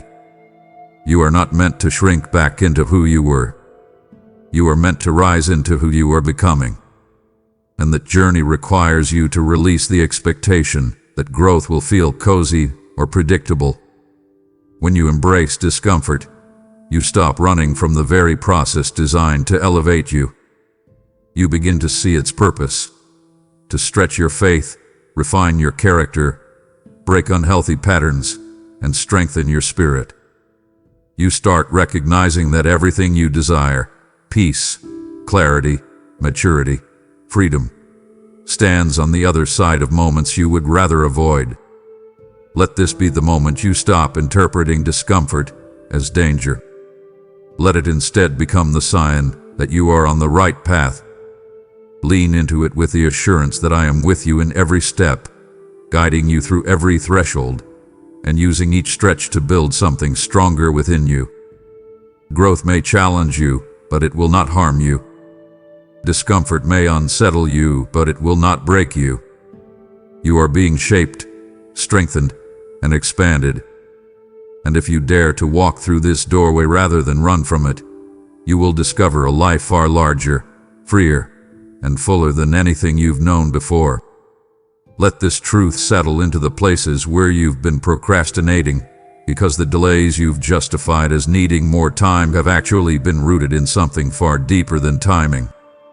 You've told yourself that waiting would protect you from mistakes or prepare you for the moment when everything finally feels manageable. You've convinced yourself that clarity will come later, strength will come later, alignment will come later. Yet the more you wait, the heavier the decision becomes, and the less confident you feel. You're not waiting because time is necessary. You're waiting because trust feels risky. You're waiting because part of you fears that if you move too soon, you'll step into something you cannot control. You're waiting because trust requires surrender, and surrender challenges the parts of you that have relied on self-protection for years. But hear me, the transformation you desire isn't delayed because of time. It's delayed because trust has not yet taken the place fear hath been holding. There are areas of your life where you've convinced yourself you need more understanding before you commit to a path. But understanding is rarely what unlocks movement. Trust is. You can gather information, reflect endlessly, seek reassurance from others, and replay every possible outcome in your mind, yet none of that will create the peace you're searching for. Peace comes from trusting that I see the road ahead more clearly than you do. It comes from believing that I will not lead you into anything designed to harm you. It comes from understanding that obedience creates clarity, not the other way around. You keep waiting for the courage to rise before you act, not realizing that courage grows after you take the first step. You don't need more time. you need to release the belief that timing will somehow eliminate uncertainty. Uncertainty will always exist when you stand on the edge of change. You will never feel completely ready for the next season, the next step, the next decision. Readiness is built through trust, not through delay. Every time you postpone movement in the name of more time, you unintentionally reinforce fear's voice. Fear tells you to stay still until everything makes sense. Trust tells you to move because I am with you. Fear tells you to wait for perfect conditions. Trust tells you that conditions are transformed as you walk. Fear convinces you that delay is safe. Trust reminds you that delay costs more than obedience ever will. So shift your posture from waiting for more time to seeking more trust. Ask yourself not, am I ready? But do I trust the one guiding me? You may not feel fully prepared, but I am prepared for you. I know the path, the obstacles, the breakthroughs, and the blessings connected to your next step. Time cannot give you what trust will give you. Trust will give you direction. Trust will give you courage. Trust will give you peace. Trust will give you momentum. Trust is the key that unlocks the life you keep telling yourself you'll reach later. And later is not where your destiny lies. Trust is, bring your attention to the choices you've been postponing, because the areas you leave undecided become the very places where the enemy gains influence. You've assumed that indecision is neutral, that waiting harms nothing, that taking your time ensures wisdom. But not every delay is careful planning. Some delays are footholds the enemy uses to distract, weaken, or confuse you. When you remain undecided about the things I have already placed on your heart, you unintentionally open the door for doubt to take deeper root. Doubt thrives in pauses. Fear expands in hesitation. Confusion grows when clarity is ignored. And the longer you postpone the step you know you need to take, the more room you give the enemy to cloud your vision, distort your confidence, and disrupt the direction I am calling you toward. Undecided places inside you become battlegrounds. You begin wrestling with thoughts that weren't there before, thoughts that question your worth, your direction, your abilities, your discernment. You begin feeling pressure that doesn't come from me, pressure that drains your peace and feeds anxiety.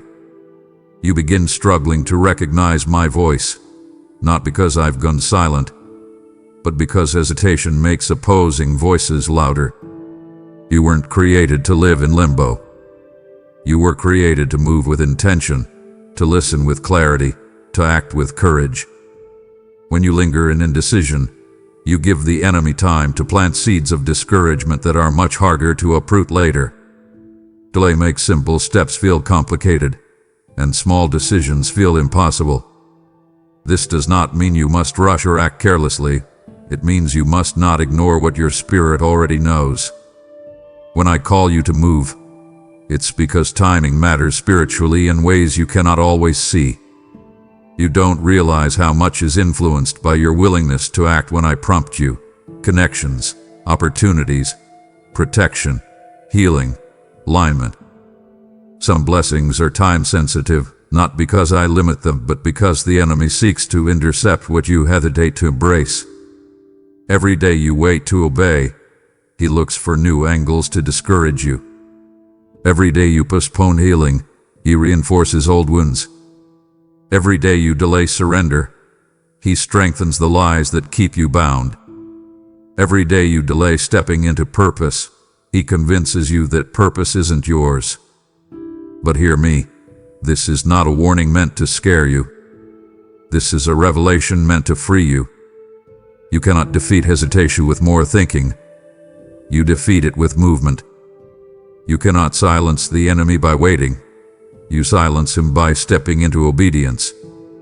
You cannot break cycles by analyzing them. You break them by disrupting them. When you act on my voice, the enemy loses the ground he gained. When you move in alignment, the confusion begins to lift. When you choose decisively, The battles that felt overwhelming weaken immediately. This is why delay matters. And this is why I am urging you not to linger where I'm calling you forward. You are not stepping into danger. You are stepping out of it. The danger has always been in staying still. The safety is in obedience. The clarity is in action. The victory is in movement. And the moment you decide, the enemy loses access to the place he once used against you. Let the seriousness of this moment rest gently but firmly on your spirit, because the cautions I place in your heart are never meant to overwhelm you. They are meant to protect you from what you cannot yet see. You sometimes felt that the internal warnings rising within you were signs of impending doom or evidence that you were failing. You've interpreted conviction or caution as a form of punishment, as if I were pointing out your flaws to expose them. But understand this clearly. Every warning I send is rooted in love, not fear, protection, not punishment. I see the paths ahead of you, the subtle traps, the emotional pitfalls, the decisions that could wound your spirit, the relationships that could drain your strength, the opportunities that appear appealing but carry quiet harm. When I speak with urgency or nudge you away from something, it is not to restrain your life. It is to safeguard your foundation. My warnings arise from the same love that guides you, comforts you, strengthens you, and heals you. They are woven from compassion, not control. There are moments when you sense my caution yet hesitate, wondering if it is just your imagination. You feel the tension, the pull toward something familiar or exciting mixed with the whisper that something inside it is misaligned.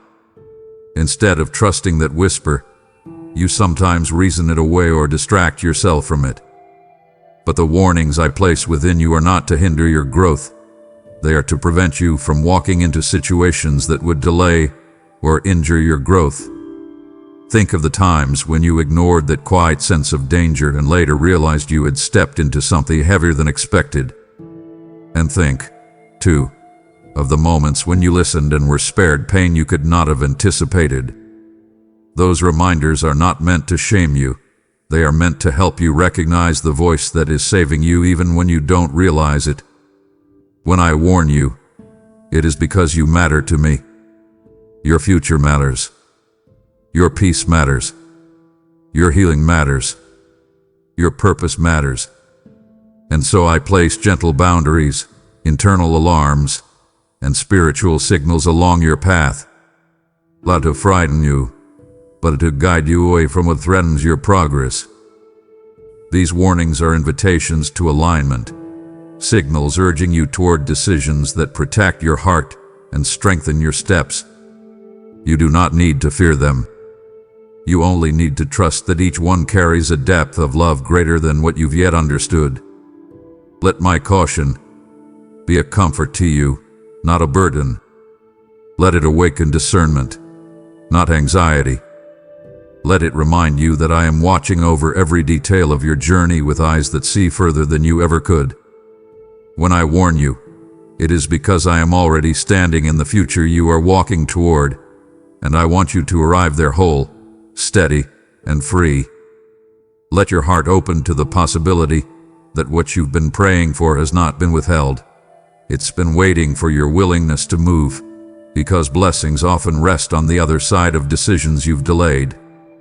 You've asked me for change, growth, restoration, direction, and breakthrough. You imagine what life could look like if certain doors opened or certain weights lifted. Yet you've also held back from taking the steps that align with those very prayers. Not because you lack desire, but because hesitation has woven itself into your decision-making. Hesitation convinces you that obedience must wait until you feel fully ready, fully confident, or fully certain. But readiness grows in the journey, not before it. Many of the blessings prepared for your life are not paused because they are inaccessible. They are paused because they require your participation.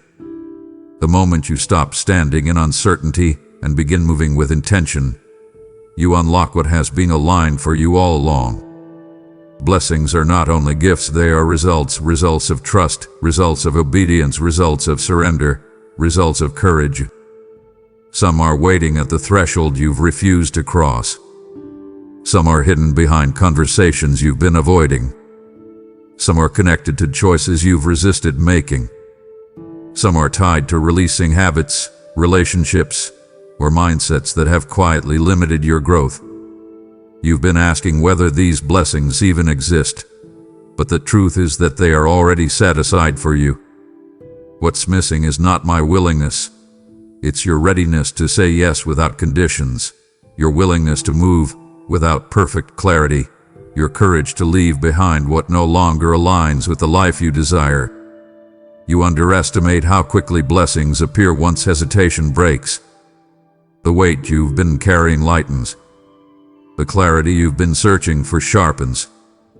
The opportunities you thought were unavailable begin to surface. The relationships that align with your purpose begin to emerge. The peace that felt distant settles into your spirit.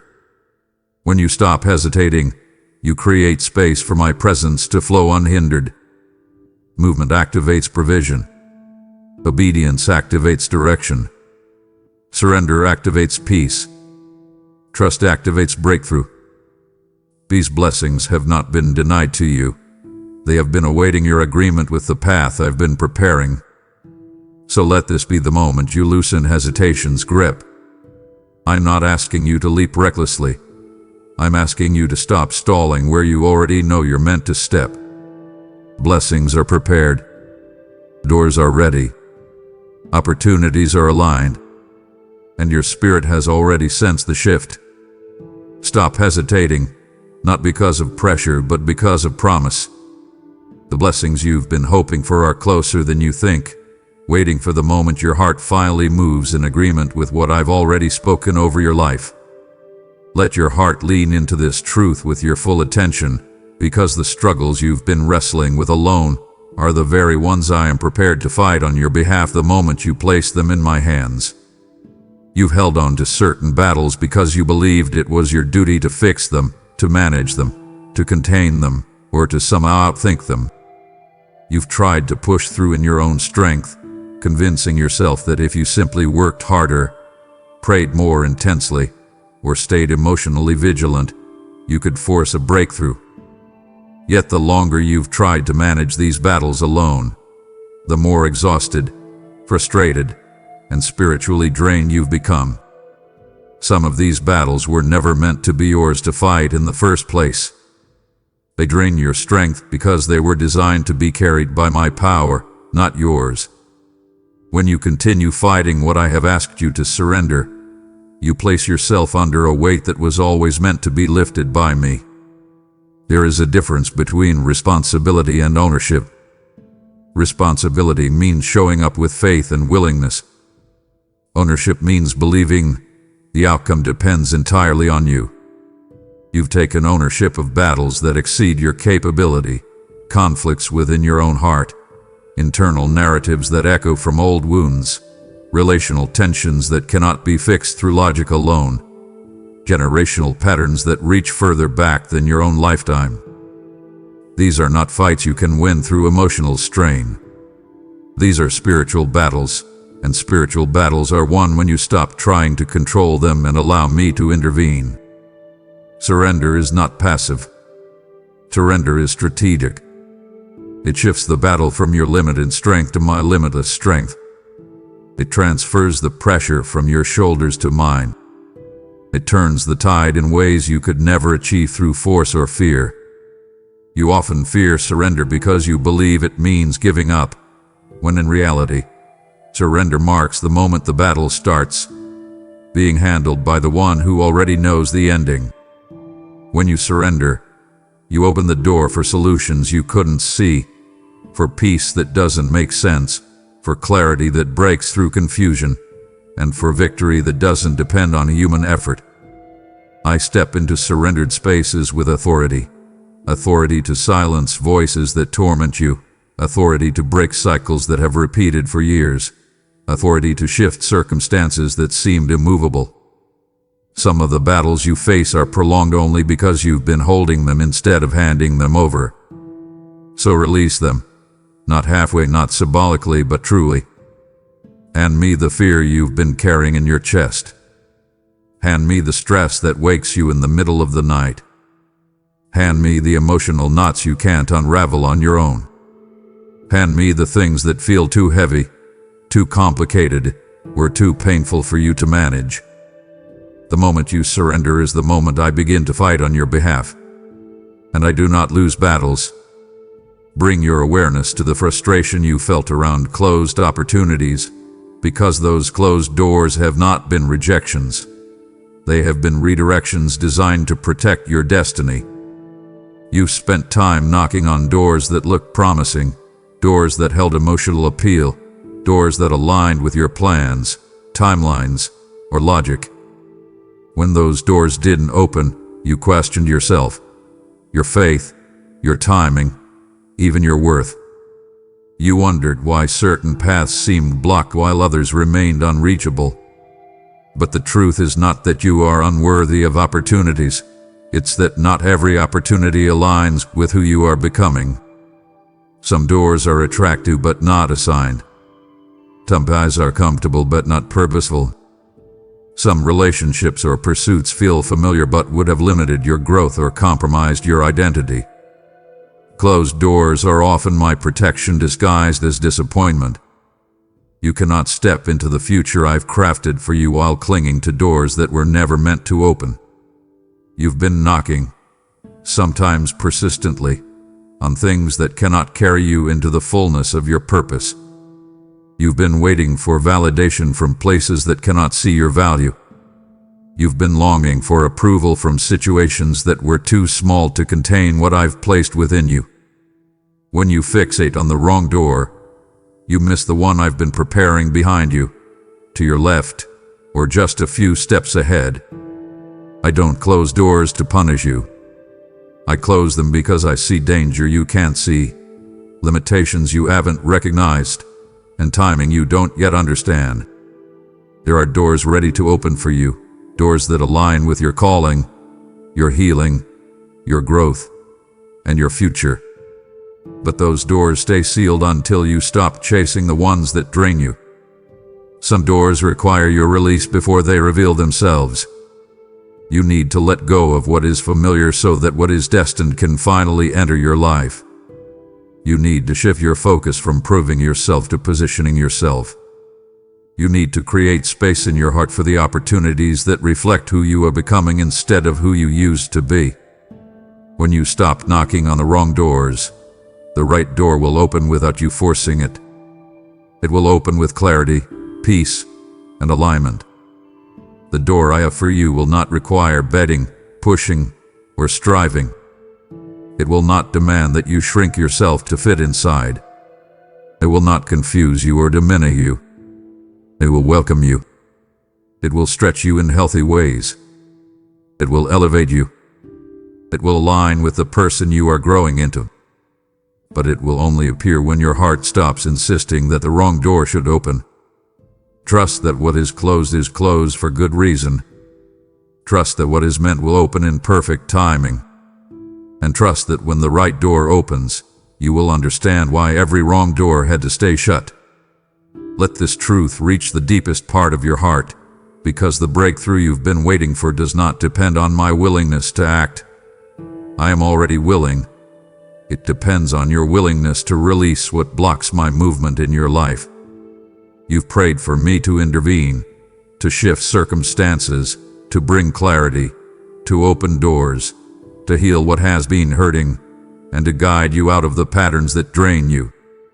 But so often, while asking me to move, you simultaneously hold on to the very things that prevent me from moving freely. You cling to habits that keep you tied to old cycles. You stay connected to relationships that pull your spirit backward. You let fear dictate your choices, even after praying for courage. You ask for direction but hesitate to quiet the noise that confuses your mind. You ask me to bring peace, yet keep feeding the thoughts that stir anxiety. It's not because you're stubborn or disobedient. It's because you're human, and human hearts often hold tightly to what feels familiar, even when it is hurting them. You've been waiting for me to move in ways that do not require something of you. But true transformation always asks for participation. I don't need your strength, perfection, or certainty. What I seek is your permission, your willingness to make room for my presence to work. When you begin releasing what no longer aligns with your healing, you create space for me to bring what will. When you let go of the illusion of control, you position yourself to receive guidance without distortion.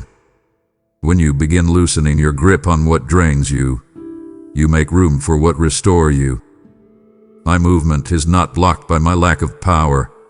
It is blocked by the barriers you've unknowingly built around your heart. This is not a rebuke. It is an invitation. I know why you hold on so tightly. Familiar pain feels safer than unfamiliar transformation. Predictable patterns feel easier than courageous steps into the unknown. But understand this: I will never force what you are unwilling to receive. I move most powerfully in surrendered spaces, places where you admit, I cannot do this alone, and open yourself to my wisdom, my timing, and my direction. The moment you allow me to step fully in, you will notice changes you could never have created through effort alone. Internal battles will quiet. Emotional weight will lift. New opportunities will appear. Old patterns will lose their grip. Peace will begin to settle in places where heaviness once lived. So if you want me to move, begin by allowing me to. Release what you're gripping so tightly. Loosen your attachment to the things you've outgrown. Step away from what you know you cannot fix. Let me enter the spaces you've kept closed out of fear or self-protection. I am ready to move, but I will not push past the doors you refuse to open. Let me, and you will see the kind of transformation that can only come through divine involvement. Turn your attention to the inner conversations you've been having with fear, because those negotiations have subtly shaped your decisions more than you realize. Fear has been whispering scenarios into your mind. What if it doesn't work? What if you fail? What if you get hurt again? What if you're not enough? And you've allowed those whispers to influence the choices you make, the dreams you postpone, and the steps you refuse to take. Fear speaks with authority only when you treat it as if it has earned the right to guide you. But fear has no insight into your future, no understanding of your purpose, and no power to determine what I have planned for your life. It exists only to restrict, not to protect. Yet you've given fear the power of negotiation, allowing it to have opinions on whether you should move forward, whether you're ready, whether you're capable, whether the timing is right. Fear is not your advisor. Fear is not your guardian. Fear is not your truth. It is an intruder that seeks influence by pretending it deserves to be heard. You've let fear become part of your internal decision-making process because it often disguises itself as wisdom. It tries to convince you that hesitation is caution, that avoidance is safety, that staying where you are is stability. But true wisdom aligns with peace, not panic. True discernment strengthens you, not shrinks you.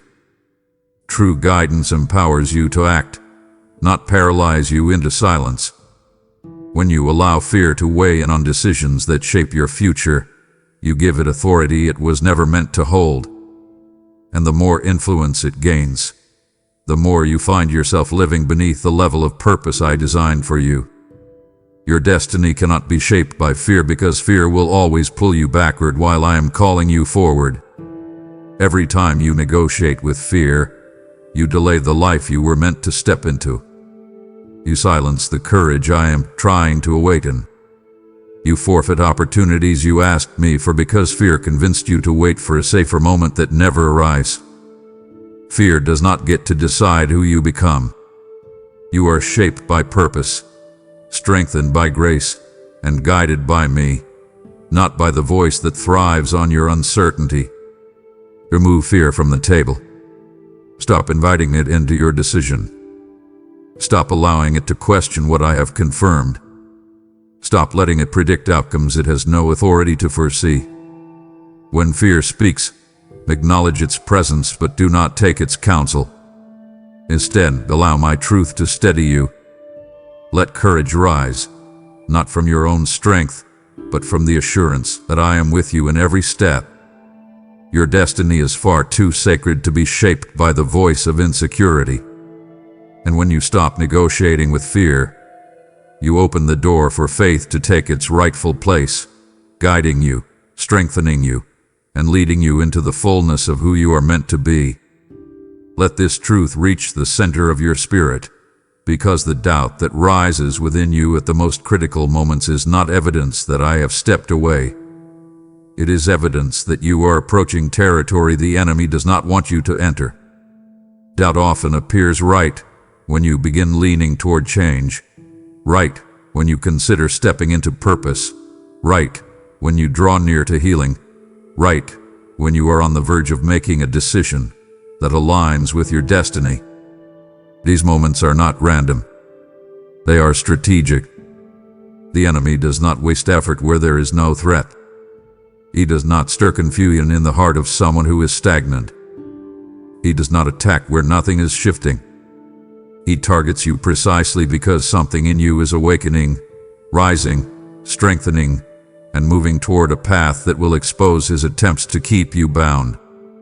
That sudden wave of uncertainty you feel, the inner questioning, the unexpected insecurity, the urge to retreat, is not a sign you're on the wrong path. It's a sign you're closer than you've ever been to stepping into a freedom the enemy cannot undo. That becomes law when your spirit draws near to truth. The enemy cannot stop what I have planned for your life, but he can attempt to convince you to step away from it. He uses doubt as a tool, not because doubt is powerful, but because he knows how deeply you long to make the right choices. He twists that longing into pressure, and then tries to disguise that pressure as caution. But hear me clearly. The presence of doubt does not indicate your lack of faith. It indicates the enemy's fear of your faith. It reveals that something in you is shifting, maturing, gaining clarity, and preparing to walk into new levels of strength. The enemy is anxious because he senses the movement inside you that you have only barely begun to recognize. He sees the potential in you even before you fully embrace it. You've assumed that doubt means you are spiritually weak or emotionally unstable. Yet I am telling you that doubt often flares at the edge of breakthrough. It is the last resistance before surrender, the final echo of old thinking before new identity takes root. The enemy pushes hardest when he realizes he is losing influence. So when doubt appears, do not retreat. Do not convince yourself that the uncertainty is proof you're misaligned. Instead, pause and recognize what is happening beneath the surface. You are stepping into territory that carries significance. You are approaching a shift that will alter the landscape of your inner life. You are entering a level of freedom that threatens the darkness that once held you. I am not absent in your doubt. I am present in your discernment. I am strengthening you even as the enemy attempts to shake you. I am guiding you even when confusion tries to cloud the path. Let doubt become a signal, not of danger, but of nearness to breakthrough, nearness to clarity, nearness to purpose. When you understand this, the enemy loses his weapon, and you regain your confidence. Pay attention to the stirring you feel right now, because the season of postponement has come to its end, and the moment for rising has arrived with unmistakable clarity. You spent months, maybe years, telling yourself you would take the next step soon. You waited for motivation, waited for confirmation, waited for timing to feel more convenient, waited for emotions to align, waited for life to settle. But waiting has turned into stagnation, and stagnation has slowly dulled the fire within you. Even so, that fire has not died. It has only been buried beneath hesitation, old wounds, and assumptions that you are not ready. But I have watched you carefully, and I know what you are capable of, even in your uncertainty. I know the strength that exists beneath your fatigue, the courage hidden beneath your fear, the hunger for change buried beneath your routine. You have outgrown the season you're still standing in. It's time to rise. This rise is not about perfection. It's not about dramatic gestures or huge leaps. It's about choosing movement over paralysis. You have been circling the same thoughts, revisiting the same emotions, reheating the same doubts, and replaying the same narratives for far too long. There comes a moment when remaining where you are becomes more damaging than stepping into the unknown. That moment is now. The heaviness you feel isn't a sign that you should stay still. It's a sign that staying still is harming you. You're carrying weight that only movement can lift. You're facing battles that only rising can conquer. You're longing for clarity that only obedience can unlock. Rising does not require certainty. It requires willingness. It requires a decision that says, I will no longer live beneath my calling. You don't need to feel strong to rise. Rising is how you regain your strength. You don't need to feel confident to rise. Confidence grows as you walk. You don't need to have every step mapped out. You only need to trust the first one. Everything else unfolds once you choose to stand. And I am with you in that choice. I am with you in the trembling, in the uncertainty, in the vulnerability of beginning again. When you rise, you will not rise alone. My presence surrounds you, my guidance goes before you, and my strength fills the gaps you cannot fill. You have delayed long enough, not because you are failing, but because you are capable of far more than you've allowed yourself to believe. The season of waiting has served its purpose. It has taught you awareness, refined your longing, clarified your heart. But it is not meant to define your future. Step forward. Lift your head. Shake off the discouragement that has tried to cling to your spirit. This is your moment. This is your turning point. This is your rise. Let your spirit recognize the quiet shift happening within you right now, because the strength you've been waiting to feel is not something you gain before moving. It is something that awakens the moment you dare to take the step you've been afraid to take. You've assumed that strength must come first, that confidence must come first, that stability must come first. But I am telling you that your strength is not dormant. It is waiting for activation. You've looked at your life through the lens of your limitations, measuring your abilities by your past failures or your present exhaustion. You've told yourself that you need to be stronger before embracing change, before confronting what scares you, before stepping into the unknown. But strength is not a prerequisite for movement. It is a companion of obedience. It emerges when you trust me enough to do the one thing fear insists you are unprepared for. Your spirit is equipped with more potential than you have ever acknowledged, but you will not access it while standing still. The first step is the key that unlocks everything you have been asking me for: the clarity, the resilience, the courage, the emotional grounding, and the spiritual momentum that have felt out of reach. You've been afraid that stepping forward will expose your weaknesses, but stepping forward is what reveals my strength within you. The new strength I am planting inside you will not feel like a sudden burst of adrenaline or a dramatic wave of empowerment. It will be quiet, steady, and deeply rooted. It will show up in subtle moments, like when you say yes to the conversation you've been avoiding, or when you let go of something that has drained you, or when you choose honesty over self-protection, or when you make a decision without seeking permission from fear. Each moment of courage activates more of the strength I am cultivating in you. You will notice yourself responding differently to challenges that once overwhelmed you. You will find yourself staying calm in situations that once triggered anxiety. You will begin setting boundaries that once felt impossible. You will rediscover parts of yourself, that have been buried beneath years of self-doubt.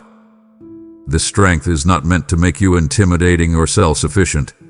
It is meant to make you stable, grounded, and spiritually anchored. It will carry you through transitions you once thought would break you. It will help you detach from the voices that once controlled your emotions. It will allow you to walk into rooms you used to shrink in. It will give you the courage to pursue opportunities you previously disqualified yourself from. And all of it will begin, not when you feel ready, but when you choose to move. So stop waiting for strength to arrive before you begin. Begin, and watch how quickly the strength I've placed within you rises to meet your step. Let yourself feel the weight and warmth of this moment, because the urgency you've been sensing is not meant to push you into panic. It is meant to pull you into alignment. You've mistaken purpose for pressure because you've grown used to associating urgency with fear, stress, or the expectation to perform. But what you're feeling now is not the heaviness of being forced. It is the activation of being called. Something within you is waking up, nudging you, stirring you from the inside. It isn't anxiety. It isn't self-imposed pressure. It is the unmistakable tug of purpose that refuses to let you settle in places you have outgrown. Purpose calls gently, but it calls persistently. It keeps rising even when you try to quiet it. It keeps resurfacing even when you distract yourself. It keeps whispering even when you drown it out with noise. The reason you feel this intensity right now is because you are standing at the threshold of a shift, one that will not wait for a more convenient moment. Purpose does not operate on your comfort. It operates on divine timing. You've been trying to figure out whether the urgency you feel is a warning or an invitation. Let me tell you, it is an invitation into something larger than what your current habits, fears, or surroundings have allowed you to imagine. You are being prompted to move, not because you're behind, but because you're ready, even if you don't yet believe it. The urgency you sense is a signal that certain doors are open right now in ways they will not be later. Not because I will close them, but because your growth will guide you into new territories where those specific doors won't be needed anymore.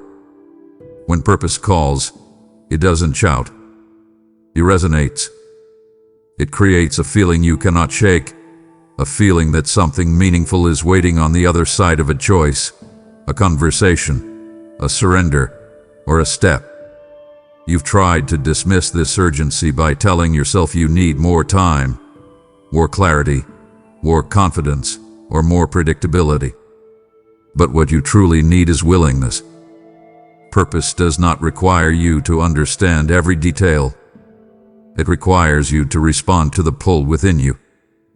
Purpose is not pressure. It doesn't drain you, rush you, or threaten you. It elevates you. It expands you. It strengthens you. It calls you upward and outward, toward the version of yourself that has been waiting beneath your hesitation.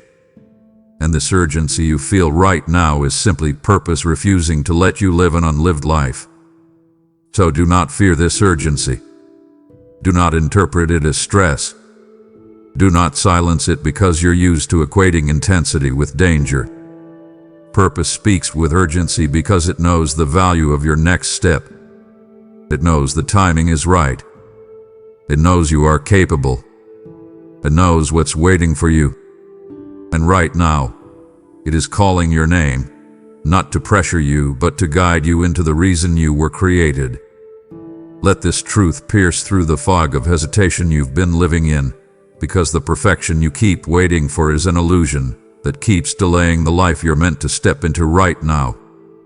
You've been telling yourself that once your emotions stabilize, once your circumstances improve, once the uncertainty fades, once you feel stronger, once you gain more clarity, then you will take the step you've been delaying. But perfection is not a moment that suddenly appears. It is a moment that is created by your willingness to move in faith, even when your surroundings feel unfinished. You've spent so much time analyzing, preparing, predicting, and protecting yourself from imagined futures that you've unintentionally convinced your heart that forward motion requires certainty. It doesn't. Forward motion requires alignment with my voice, my timing, and the quiet courage already stirring inside you. The perfect moment is not arriving in the distance somewhere. The perfect moment is the one you choose to claim, even if it trembles in your hands. You've been holding yourself hostage to unrealistic expectations, perfect timing, perfect emotional readiness, perfect outcomes. These expectations create a prison where nothing ever feels enough. When you wait for complete clarity, you surrender your future to the patterns of your past. When you wait for overwhelming confidence, you deprive yourself of the confidence that grows only after taking action. When you wait for all circumstances to align, you forget that I am the one who aligns them after you begin to move. Perfection is not the absence of flaws, it is the presence of purpose. And purpose is whispering to you even now, calling you into the season that has already opened for you, asking you to step through the doorway that has been waiting for months, maybe even years. Stop waiting for the perfect feeling, because feelings shift like shadows. Stop waiting for the perfect environment, because life rarely stands still long enough to create ideal conditions. Stop waiting for the perfect plan, because your plan will evolve as you walk. What I am offering you is not perfection, but partnership, a path where your willingness meets my guidance, and together we create the clarity you've been longing for. What matters is not whether you feel completely ready. What matters is whether you trust me enough to take the step anyway. Readiness grows through obedience. Strength grows through movement. Clarity grows through experience. So hear me. You are not behind. You are not unprepared. You are not lacking what you need. You are standing on the edge of a moment designed to shift your entire direction. But only if you stop waiting for what will never come. The perfect moment is now, because now is where I am leading you, strengthening you, and calling you. Step into it and watch how every imperfect detail becomes part of a path more beautiful than anything you imagined. Let your heart focus deeply right now, because what you've been experiencing as confusion or emotional noise is not a sign that you lack purpose. It's a sign that you've been drifting away from the quiet places where my voice speaks most clearly. You felt the world's noise increasing around you, conflicting opinions, endless distractions, emotional clutter, internal pressure, and you've wondered why it seems harder to hear direction, harder to feel peace, harder to recognize your next step. The reason is not that I've gone silent. It's that your mind has been pulled toward the loudest voices instead of the truest one. When you ignore my prompting, even unintentionally, your spirit becomes more vulnerable to the constant demands of the world. You start absorbing stress that doesn't belong to you. You begin carrying expectations that were never meant for you. You allow doubt to sound like wisdom and fear to masquerade as caution. And slowly, almost imperceptibly, your purpose becomes faint. Not because it has vanished, but because it has been drowned beneath the noise you were never meant to carry. That subtle nudge you've been feeling, that sense of direction, that conviction, that draw towards something deeper, has not disappeared. It's simply been buried under layers of distraction and self-protection. You've been living in reactive mode, responding to everything around you, instead of allowing me to guide you from within. You push through your days trying to hold everything together, trying to meet expectations, trying to keep peace with people who drain you, trying to stay productive even when your spirit is exhausted. But deep down, you feel the disconnection. Your purpose feels quieter, less accessible, less vibrant. Not because it's fading, but because you haven't been giving it room to breathe. Listen carefully. Your purpose never competes for attention. It doesn't shout. It doesn't force. It gently nudges, softly stirs, quietly calls. And when you ignore those gentle cues, the world rushes in to fill the silence with noise that overwhelms your heart. You begin believing you're confused, when in reality you're overstimulated. You believe you're directionless, when in reality you're distracted. You believe you're unworthy, when in reality you're simply disconnected from the stillness where your identity becomes clear. I am not condemning you for drifting. I am inviting you back to alignment. I am calling you back to the quiet where clarity lives, where peace returns, where purpose becomes audible again. You don't need to sort through all the noise, you need only to turn toward me. When you respond to my prompting, even in small ways, the world's noise loses its grip on you. Your purpose begins to feel strong again. Your mind becomes clearer. Your spirit becomes lighter. The confusion lifts. The heaviness softens. And you remember who you are, not shaped by noise, but shaped by truth. So return to my prompting. Lean into the whisper. Follow the tug. Your purpose is not lost. It is waiting beneath the noise you've allowed to settle over your life. And the moment you turn your attention back to me, everything that felt faint becomes unmistakably clear once again. Let your spirit absorb this with full sincerity, because every moment you resist the quiet pull I've placed inside you is a moment you remain outside the life that was always meant to empower you, energize you, and lift the weight you've been carrying alone.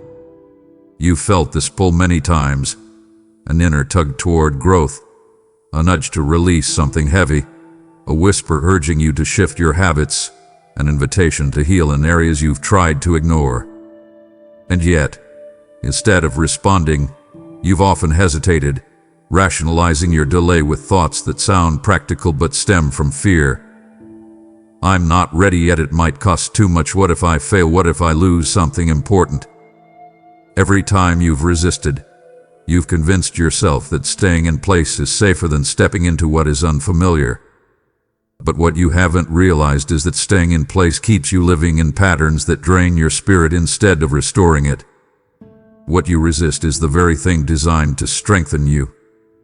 The direction I'm pulling you toward isn't meant to burden you. It's meant to free you from burdens you no longer need to carry. Inside you there is a future version of yourself that you feel glimpses of in moments of clarity.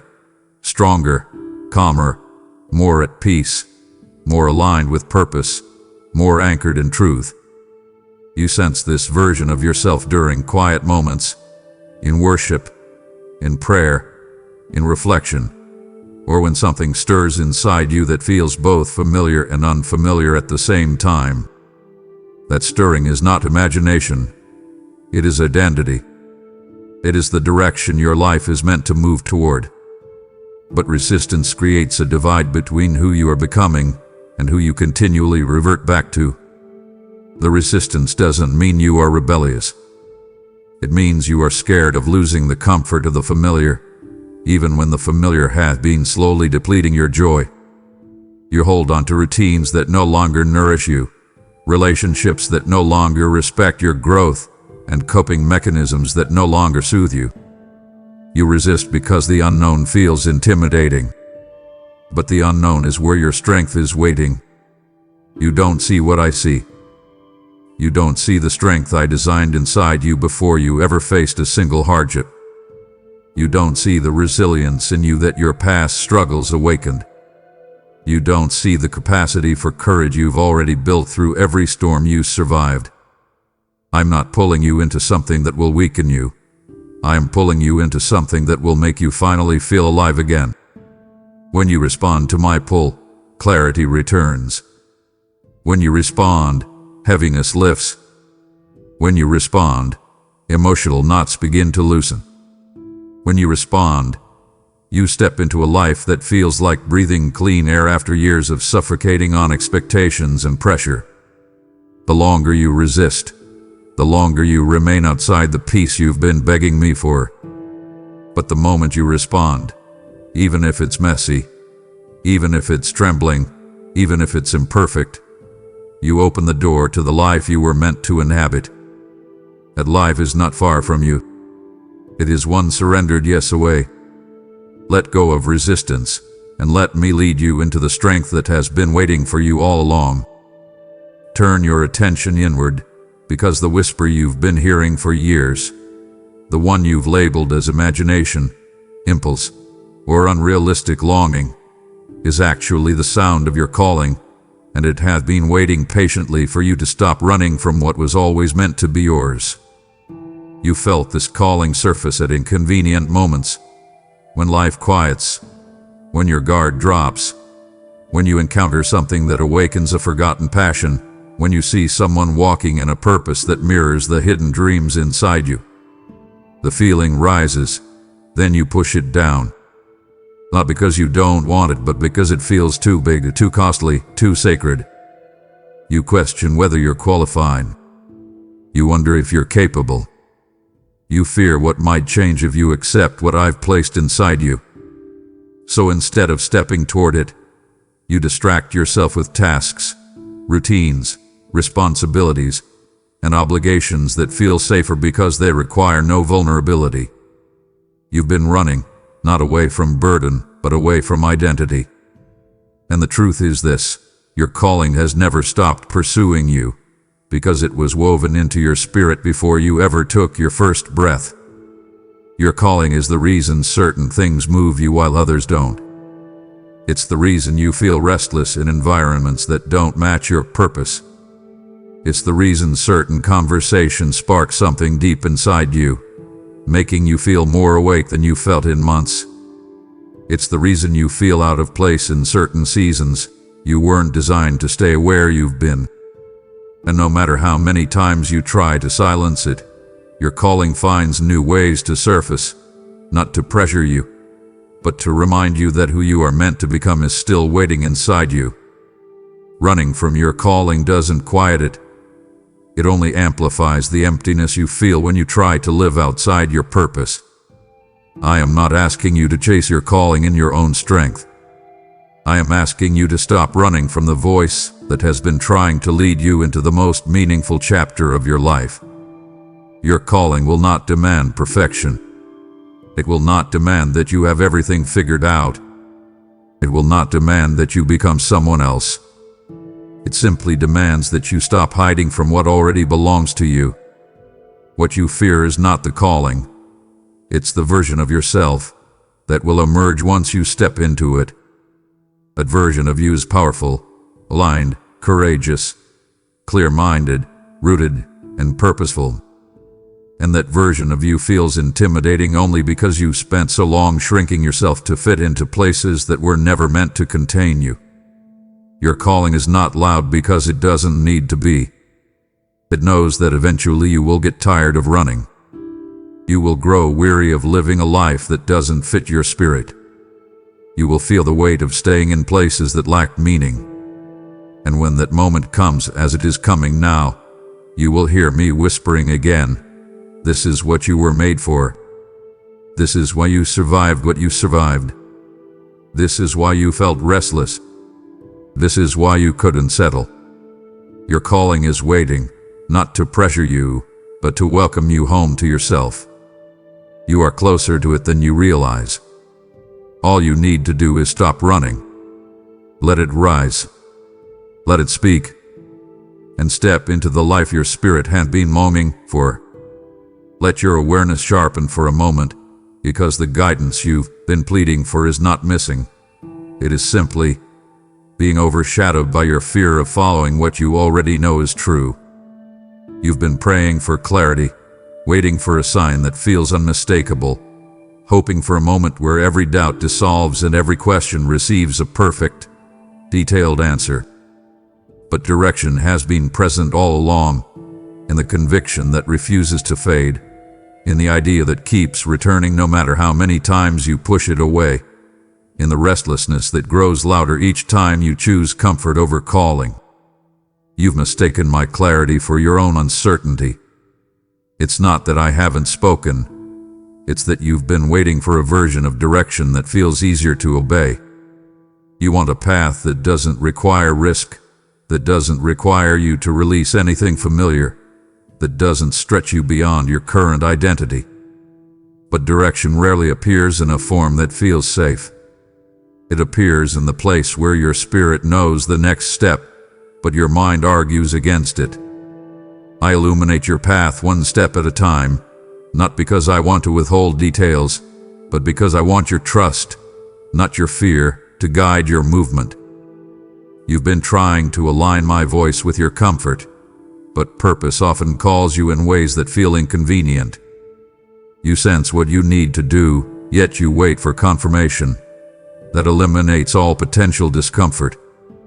You feel the pull toward new habits, new boundaries, new environments, new relationships, or new responsibilities, yet you ask for direction while resisting the one direction that keeps rising within you like a tide. I've placed clarity inside you, not outside of you. The path I am lighting is not found in the opinions of others, the approval you seek, or the signs you keep scanning for. The path is already beneath your feet. Every time your heart swells with conviction, every time a decision feels heavy because it leads toward growth, every time peace settles behind one choice and anxiety lingers behind the other, you are receiving direction. But clarity becomes distorted when you allow fear to argue more loudly than truth. You haven't missed your path. You haven't fallen behind. You haven't made a decision so wrong that you derailed your future. You simply haven't acted on the guidance you've already been given. And I say this not to shame you, but to free you. You don't need a new sign. You need courage to trust the sign that keeps returning, the step that keeps calling, the truth that keeps echoing in your spirit even when you try to silence it. What you're asking me for is already in your hands. What you're waiting for has already been revealed. What you're longing for is already accessible. Walk into the direction I've given, and the next step will appear. Let the clarity I've placed within you become louder than the fear that keeps you still. I'm not hiding the path, you're standing on it. Let this declaration settle into the deepest parts of you, because the season you are entering is one where I will begin interrupting every force, thought, pattern, or influence that has tried to shrink you, silence you, or convince you that you are less than what I created you to be. You've lived under the weight of limitations, some placed on you by others, some whispered to you by your own fears, and some built slowly from wounds you never fully healed. These limitations have shaped the way you speak about yourself, the way you think about your future, and the level of boldness you allow yourself to walk in. You've gotten used to dimming your light so others feel comfortable, adjusting your personality so you don't feel too much, lowering your expectations so disappointment feels less likely, hiding your gifts because being overlooked felt safer than being seen. But everything that has tried to keep you small is about to lose its grip, because I am stepping into the narrative of your life with intention to expand you, strengthen you, and reveal the parts of you that fear worked hard to suppress. This interruption will not begin with dramatic external events. It will begin with quiet internal shifts. You will start noticing that certain old thoughts feel unusually heavy, that certain patterns no longer satisfy you, that certain environments feel too tight for your spirit, that certain relationships no longer align with who you're becoming. You will begin feeling bolder, not recklessly, but truthfully. You will feel the urge to speak up where you once stayed silent. You will feel the desire to try things you once disqualified yourself from. You will sense a rising confidence that doesn't come from ego, but from identity, a confidence that comes from finally seeing yourself the way I see you. And as this happens, everything that once kept you small will feel increasingly incompatible with the person you are growing into.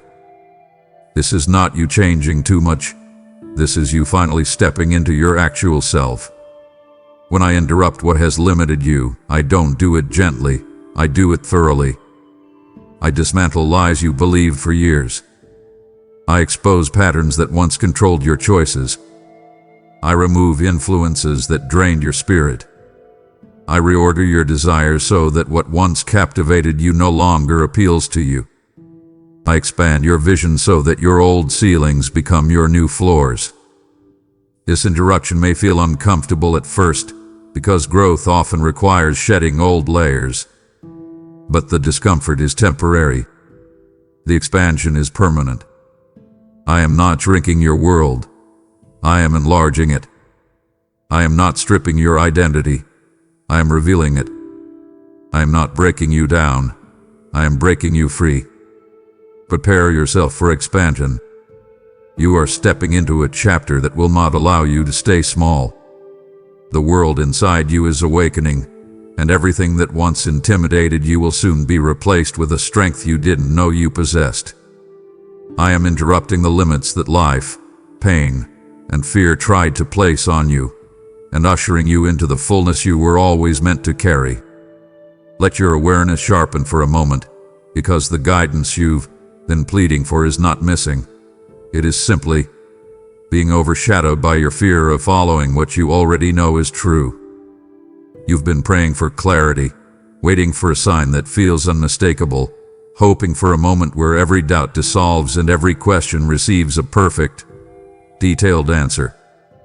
But direction has been present all along, in the conviction that refuses to fade, in the idea that keeps returning no matter how many times you push it away, in the restlessness that grows louder each time you choose comfort over calling. You've mistaken my clarity for your own uncertainty. It's not that I haven't spoken. It's that you've been waiting for a version of direction that feels easier to obey. You want a path that doesn't require risk, that doesn't require you to release anything familiar, that doesn't stretch you beyond your current identity. But direction rarely appears in a form that feels safe. It appears in the place where your spirit knows the next step, but your mind argues against it. I illuminate your path one step at a time, not because I want to withhold details, but because I want your trust, not your fear, to guide your movement. You've been trying to align my voice with your comfort, but purpose often calls you in ways that feel inconvenient. You sense what you need to do, yet you wait for confirmation that eliminates all potential discomfort. You feel the pull toward new habits, new boundaries, new environments, new relationships, or new responsibilities, yet you ask for direction while resisting the one direction that keeps rising within you like a tide. I've placed clarity inside you, not outside of you. The path I am lighting is not found in the opinions of others, the approval you seek, or the signs you keep scanning for. The path is already beneath your feet. Every time your heart swells with conviction, every time a decision feels heavy because it leads toward growth, every time peace settles behind one choice and anxiety lingers behind the other, you are receiving direction. But clarity becomes distorted when you allow fear to argue more loudly than truth. You haven't missed your path. You haven't fallen behind. You haven't made a decision so wrong that you derailed your future. You simply haven't acted on the guidance you've already been given. And I say this not to shame you, but to free you. You don't need a new sign. You need courage to trust the sign that keeps returning, the step that keeps calling, the truth that keeps echoing in your spirit even when you try to silence it. What you're asking me for is already in your hands. What you're waiting for has already been revealed. What you're longing for is already accessible. Walk into the direction I've given, and the next step will appear. Let the clarity I've placed within you become louder than the fear that keeps you still. I'm not hiding the path. You're standing on it. Let this declaration settle into the deepest parts of you, because the season you are entering is one where I will begin interrupting every force, thought, pattern, or influence that has tried to shrink you, silence you, or convince you that you are less than what I created you to be. You've lived under the weight of limitations, some placed on you by others, some whispered to you by your own fears, and some built slowly from wounds you never fully healed. These limitations have shaped the way you speak about yourself, the way you think about your future, and the level of boldness you allow yourself to walk in. You've gotten used to dimming your light so others feel comfortable, adjusting your personality so you don't feel too much, lowering your expectations so disappointment feels less likely, hiding your gifts because being overlooked felt safer than being seen. But everything that has tried to keep you small is about to lose its grip, because I am stepping into the narrative of your life with intention to expand you, strengthen you, and reveal the parts of you that fear worked hard to suppress. This interruption will not begin with dramatic external events. It will begin with quiet internal shifts. You will start noticing that certain old thoughts feel unusually heavy, that certain patterns no longer satisfy you, that certain environments feel too tight for your spirit, that certain relationships no longer align with who you're becoming. You will begin feeling bolder, not recklessly, but truthfully. You will feel the urge to speak up where you once stayed silent. You will feel the desire to try things you once disqualified yourself from. You will sense a rising confidence that doesn't come from ego, but from identity, a confidence that comes from finally seeing yourself the way I see you. And as this happens, everything that once kept you small will feel increasingly incompatible with the person you are growing into. This is not you changing too much. This is you finally stepping into your actual self. When I interrupt what has limited you, I don't do it gently, I do it thoroughly. I dismantle lies you believed for years. I expose patterns that once controlled your choices. I remove influences that drained your spirit. I reorder your desires so that what once captivated you no longer appeals to you. I expand your vision so that your old ceilings become your new floors. This interruption may feel uncomfortable at first, because growth often requires shedding old layers. But the discomfort is temporary. The expansion is permanent. I am not shrinking your world. I am enlarging it. I am not stripping your identity. I am revealing it. I am not breaking you down. I am breaking you free. Prepare yourself for expansion. You are stepping into a chapter that will not allow you to stay small. The world inside you is awakening, and everything that once intimidated you will soon be replaced with a strength you didn't know you possessed. I am interrupting the limits that life, pain, and fear tried to place on you, and ushering you into the fullness you were always meant to carry. Let this truth settle into the deepest place within you, because the thing you've been calling delay is not a delay caused by heaven. It is a delay created by your hesitation to step into what has already been prepared for you. Breakthrough is not some distant blessing that must be earned through perfection or unlocked through extraordinary effort. It is something I positioned within reach long before you ever felt desperate for change. The moment you cried out for clarity, the moment you whispered for help, the moment your heart opened even slightly, I began arranging circumstances, shaping opportunities, softening what once felt hardened, and preparing doors that only required one thing: your willingness. But somewhere along the way, you convinced yourself that breakthrough was something external, something grand and dramatic, something that would descend upon your life suddenly and unmistakably. So you waited, hoping for a moment that would feel supernatural enough to guarantee safety, guarantee success, guarantee certainty. Yet breakthrough rarely appears before movement. It manifests through movement. It becomes visible once you align your steps with the truth stirring inside you. You've been telling yourself you're not ready, but readiness has never been the gateway to breakthrough. Openness has. Obedience has. Trust has. You've been analyzing your feelings, expecting peace to appear before action, expecting courage to flood your heart before commitment, expecting reassurance to silence every fear before you dare to begin. But peace grows once you step into the direction I've been drawing you toward. Courage rises once you challenge fear instead of negotiating with it. Reassurance strengthens once you make a decision rather than waiting for a perfect sign. Breakthrough has been waiting not for your perfection, but for your yes. And not a forceful yes, not a pressured yes, but a trusting yes. One that acknowledges that even if you don't know the full path ahead, you know the one who walks it with you. You may think you lack power because you still feel uncertain, restless, or emotionally fragile. But breakthrough isn't about feelings, it's about alignment. You align with breakthrough when you step away from the habits that keep you stuck, when you release what has been stealing your energy, when you stop shrinking your dreams to match your fears. You align with breakthrough when you take the step you've been postponing, when you choose growth over comfort, when you refuse to keep living the same cycles simply because it's familiar.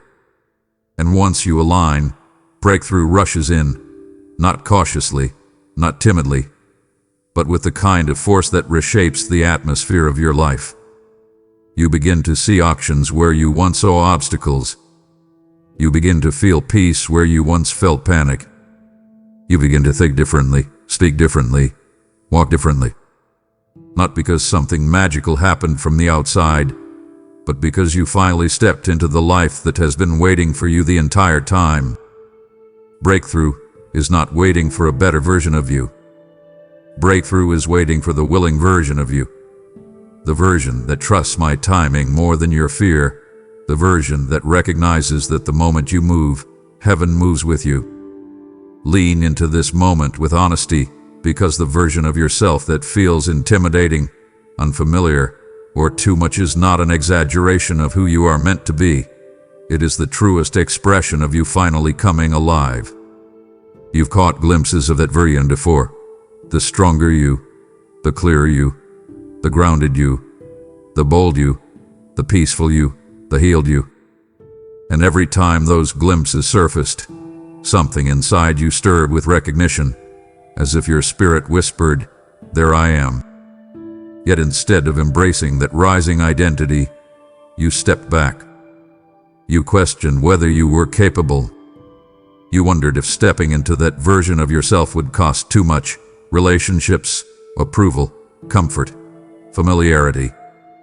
You worried people would misunderstand you, resent your growth, or no longer benefit from the lesser version of you they've gotten used to. So you shrank. You softened your desires. You downplayed your gifts. You quieted your convictions.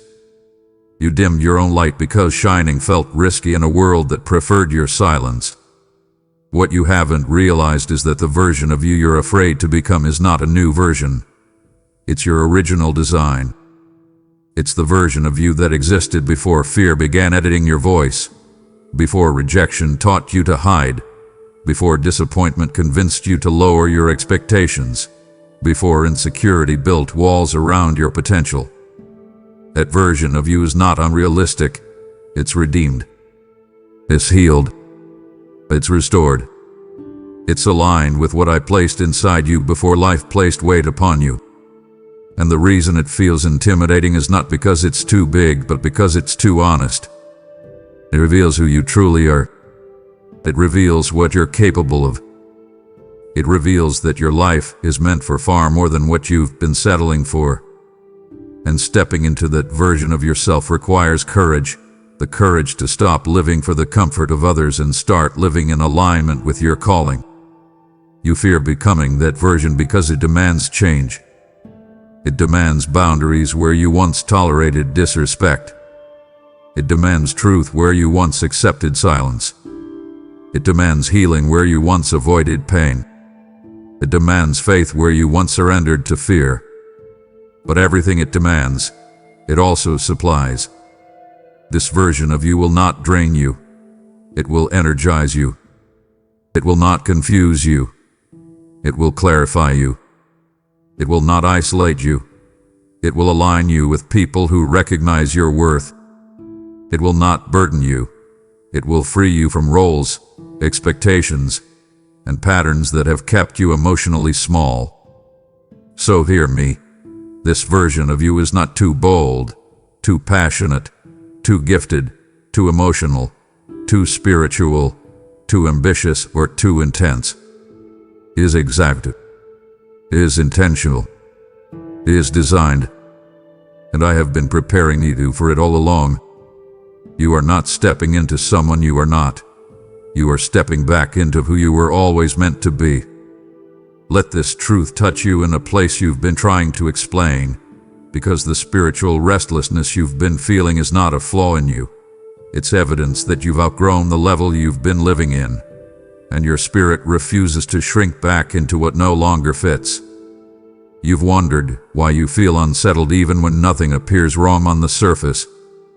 You've questioned why things that once satisfied you no longer bring peace, why activities that used to energize you now leave you drained, why conversations you once tolerated now feel heavy, why environments you once navigated with ease now feel suffocating or misaligned. This inner stirring isn't confusion, it's awakening. Your spirit recognizes a higher place you've been called into, even before your mind fully understands it. Restlessness isn't the absence of direction. It's the signal that your current level has completed its assignment in your life. You've been trying to make yourself comfortable in circumstances that were only meant to be temporary. You've been trying to hold together relationships that were meant to shape you for a season, not accompany you forever. You've been trying to maintain habits that cannot sustain the weight of who you're becoming. And because your spirit knows the truth, every attempt to remain in the familiar has begun to feel heavier than before. You are not breaking down. You are breaking open. You are shedding an identity you no longer need, stepping out of patterns that no longer serve you, and loosening your grip on versions of yourself that were built from survival, not calling.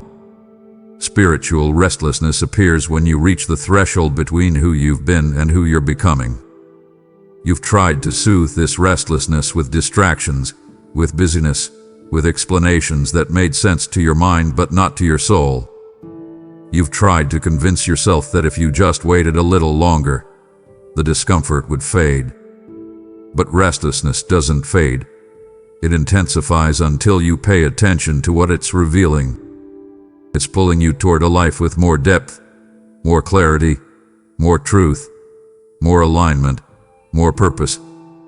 It's urging you to stop settling for versions of living that no longer reflect the person you are evolving into. It's nudging you to step into emotional maturity, spiritual authority, and personal responsibility in ways you've never embraced before. The restlessness is a gift. It's my way of telling you that you cannot return to who you once were. It's my signal that new doors are opening, new identity is forming, and new strength is rising. You are being called upward, into deeper healing, into clearer thinking, into greater stability, into bolder choices. And as long as you resist this transition, the discomfort will persist, not as punishment but as guidance. When you finally stop running from the shift, you'll realize that what felt like restlessness was actually the gentle pressure of destiny pushing you into your next level. Pause and absorb this moment honestly, because you are closer to transformation than you've ever realized. And the only thing separating you from it is the final excuse you keep returning to when fear whispers its familiar arguments. You've made progress, more than you give yourself credit for. You've healed wounds that once controlled you. You've overcome battles that would have broken the old version of you. You've recognized patterns you used to be blind to.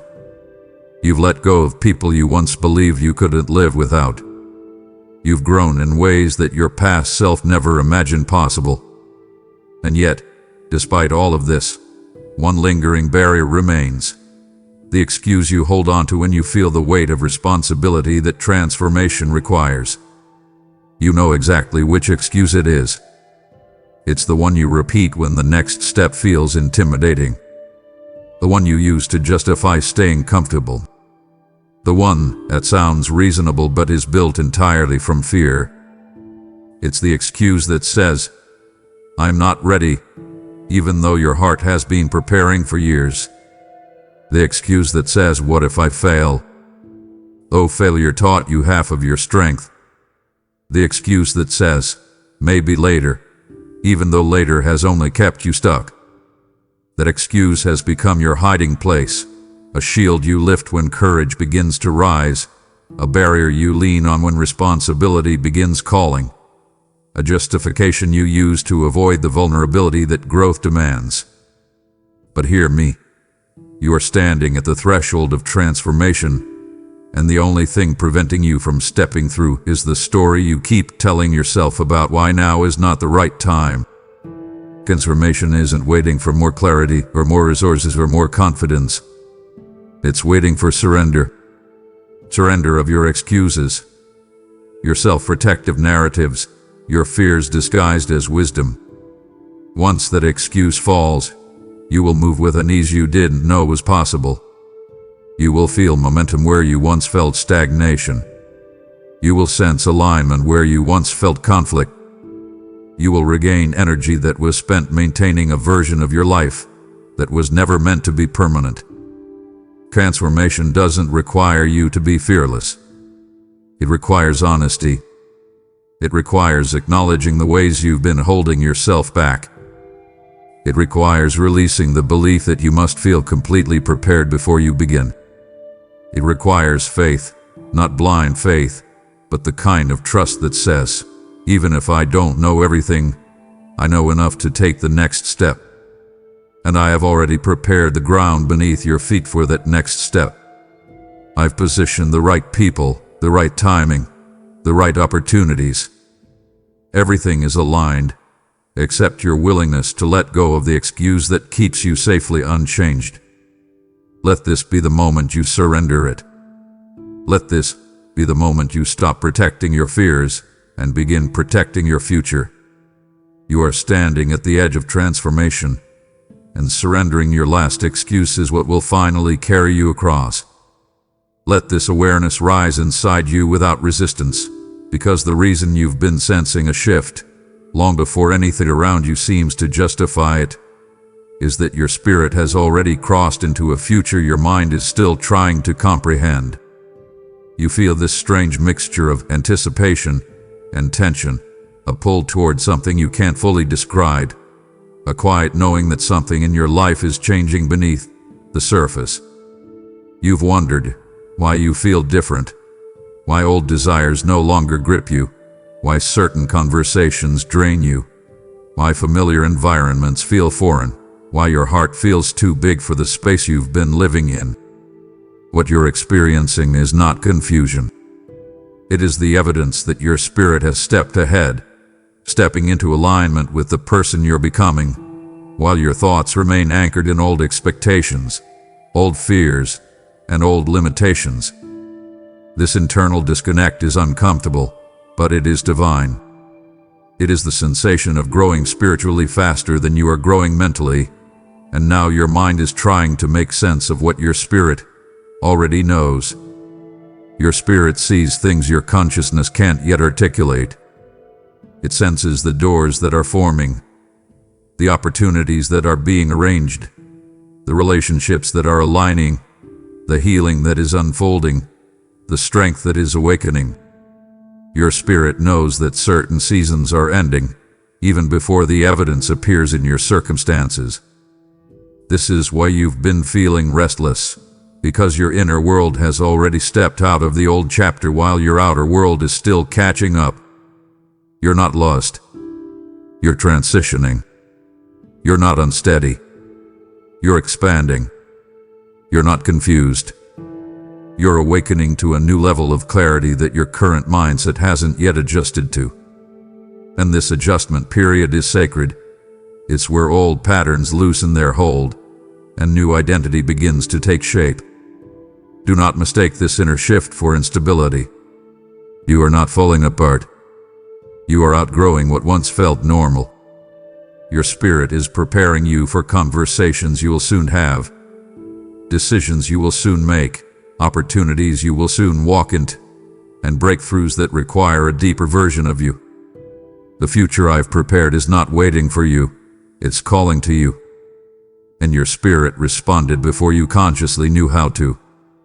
This is why certain urges have been rising, urges to clean out emotional clutter, urges to return to disciplines you once abandoned, urges to detach from draining influences, urges to embrace internal truth over external expectations. These urges aren't random. They are signs that your spirit is already standing in the place you are destined to reach. Your mind will catch up. Your emotions will steady. Your confidence will rise. But for now, embrace this tension as proof that something new has begun.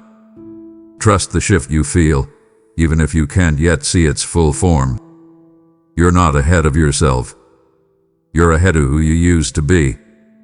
And everything inside you is preparing you for the moment your future becomes your present. Quiet your heart for a moment and recognize the truth beneath your struggle, because the battle you're facing is not a reflection of your inadequacy. It is evidence that something powerful in you has awakened and disrupted the enemy's comfort. You've wondered why attacks have intensified, why insecurities have resurfaced, why old fears are trying to reclaim territory you've already surrendered, why exhaustion hits you at the exact moment you try to move forward. But battles do not rise because you are weak. They rise because you have stepped into strength that threatens everything that once held you stagnant. There is something inside you, something bold, something awake, something determined, that had shifted the spiritual atmosphere around you. The enemy is not fighting you because you are vulnerable. He is fighting you because you have become dangerous to him. Your awakening has unsettled the darkness you once tolerated. You've been interpreting your struggle as a sign that you are failing or falling behind, but I am telling you that the opposite is true. Pressure increases when progress becomes real. Temptation intensifies when purpose draws near. Obstacles become louder when you begin moving toward freedom. Internal resistance rises when old versions of you realize their time is running out. This battle is not punishment. It is confirmation. Confirmation that you are changing. Confirmation that you are stepping away from patterns that once controlled you. Confirmation that healing is taking root, that clarity is forming, that resilience is building, and that identity is shifting. The enemy doesn't waste energy on areas where you pose no threat. He strikes where he senses growth, where he feels movement, where he fears breakthrough. There is a warrior in you that you haven't fully recognized yet. A strength that was buried beneath trauma and self-doubt. A fire that life tried to extinguish. A boldness that fear tried to suppress. A resilience that hardship tried to erode. That warrior is awake now, taking shape, gathering courage, rising with intensity. And this awakening is why the battle feels so fierce. You're not being destroyed. You're being sharpened. You're not being overwhelmed. You're being activated. You're not being pulled backward. You're being pushed into levels of authority you didn't know you carried. Do not let this battle make you question your progress. Let it confirm that you're on the precise path you're meant to be walking. Let it remind you that your spirit is stronger than you realize. Let it show you that you're no longer controlled by the things that used to break you. You are confronting the very forces that once dictated your choices, and they are losing. You feel the resistance because you are shifting the landscape of your inner life in ways that terrify the darkness. And soon, what feels like warfare will reveal itself as transformation. The battle is not here to stop you. It is here to announce that your strength has finally awakened. Let this understanding sink into you with a weight that brings clarity rather than fear, because the battles you've endured were never random. Every attack that came against you was a desperate attempt to stop a strength inside you that even you had not yet discovered. You've asked yourself many times why certain seasons felt unfairly heavy, why you faced emotional storms that seemed disproportionate to your life, why you encountered betrayal that cut deeper than expected, why anxiety tried to suffocate your progress, and why discouragement seemed relentlessly timed to appear whenever you were on the verge of movement. None of this was coincident. The enemy does not attack where nothing is at stake. He does not waste time on lives that pose no threat to his plans. You have been targeted precisely because of the influence, resilience, and spiritual capacity that are woven into your identity, qualities you've only begun to glimpse. The enemy saw your potential long before you believed you had any. He recognized the authority forming inside you, the courage that would eventually rise in you, and the purpose that would awaken once you stepped into alignment. You interpreted many battles as signs of weakness, but I am telling you, they were signs of significance. Had the enemy believed you were small, unnoticed, or spiritually powerless, he would have left you alone.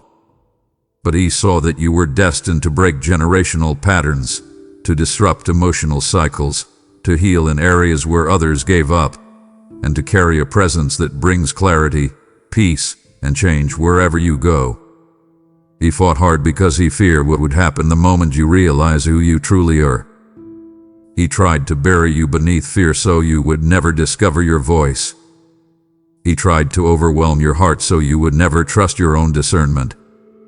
He tried to twist your identity so you would settle for life far smaller than the one I have written for you. You survived battles that would have shattered others not because you were lucky, but because you were protected.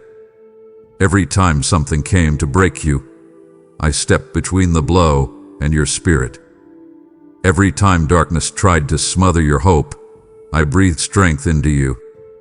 Every time discouragement tried to drain your will, I preserved a spark of resilience the enemy could not extinguish. He struck repeatedly because he believed he could wear you down. But what he failed to understand is that the more pressure he placed on you, the more capacity I built within you. Every wound became wisdom. Every setback became strategy. Every hardship became an inner strengthening that now positions you for the season ahead. You were not attacked because you were weak. You were attacked because you were dangerous to darkness. And now, the same strength the enemy tried to destroy is the strength that is rising to lead you into the most powerful chapter of your life. Allow this revelation to settle into your spirit with boldness, because the shift occurring inside you is preparing you for a season where the very things that once intimidated you will begin to lose their power the moment you stand in your truth. You've spent years feeling overpowered by circumstances, emotions, and uncertainties. You've felt the weight of fear pressing against your decisions. You've held yourself back because you were convinced you were not strong enough, wise enough, healed enough, or prepared enough to confront what stood before you.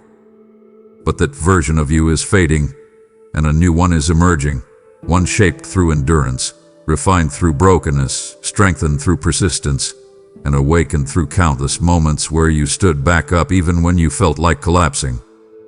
The rise happening within you is not fueled by ego or ambition. It is fueled by identity, finally recognized, finally embraced, and finally ready to be expressed. Fear once ruled you because you didn't know your authority. Anxiety once controlled you because you didn't understand your voice. Insecurity once shaped your choices because you didn't recognize your worth. But now, after everything you've survived, something inside you refuses to go back to the old you. You are starting to see your value. You are beginning to discern truth from lies. You are learning the difference between intuition and fear. You are recognizing what is aligned with you and what is draining you. And as this awareness deepens, fear loses its disguise. The shadows that once intimidated you begin to shrink.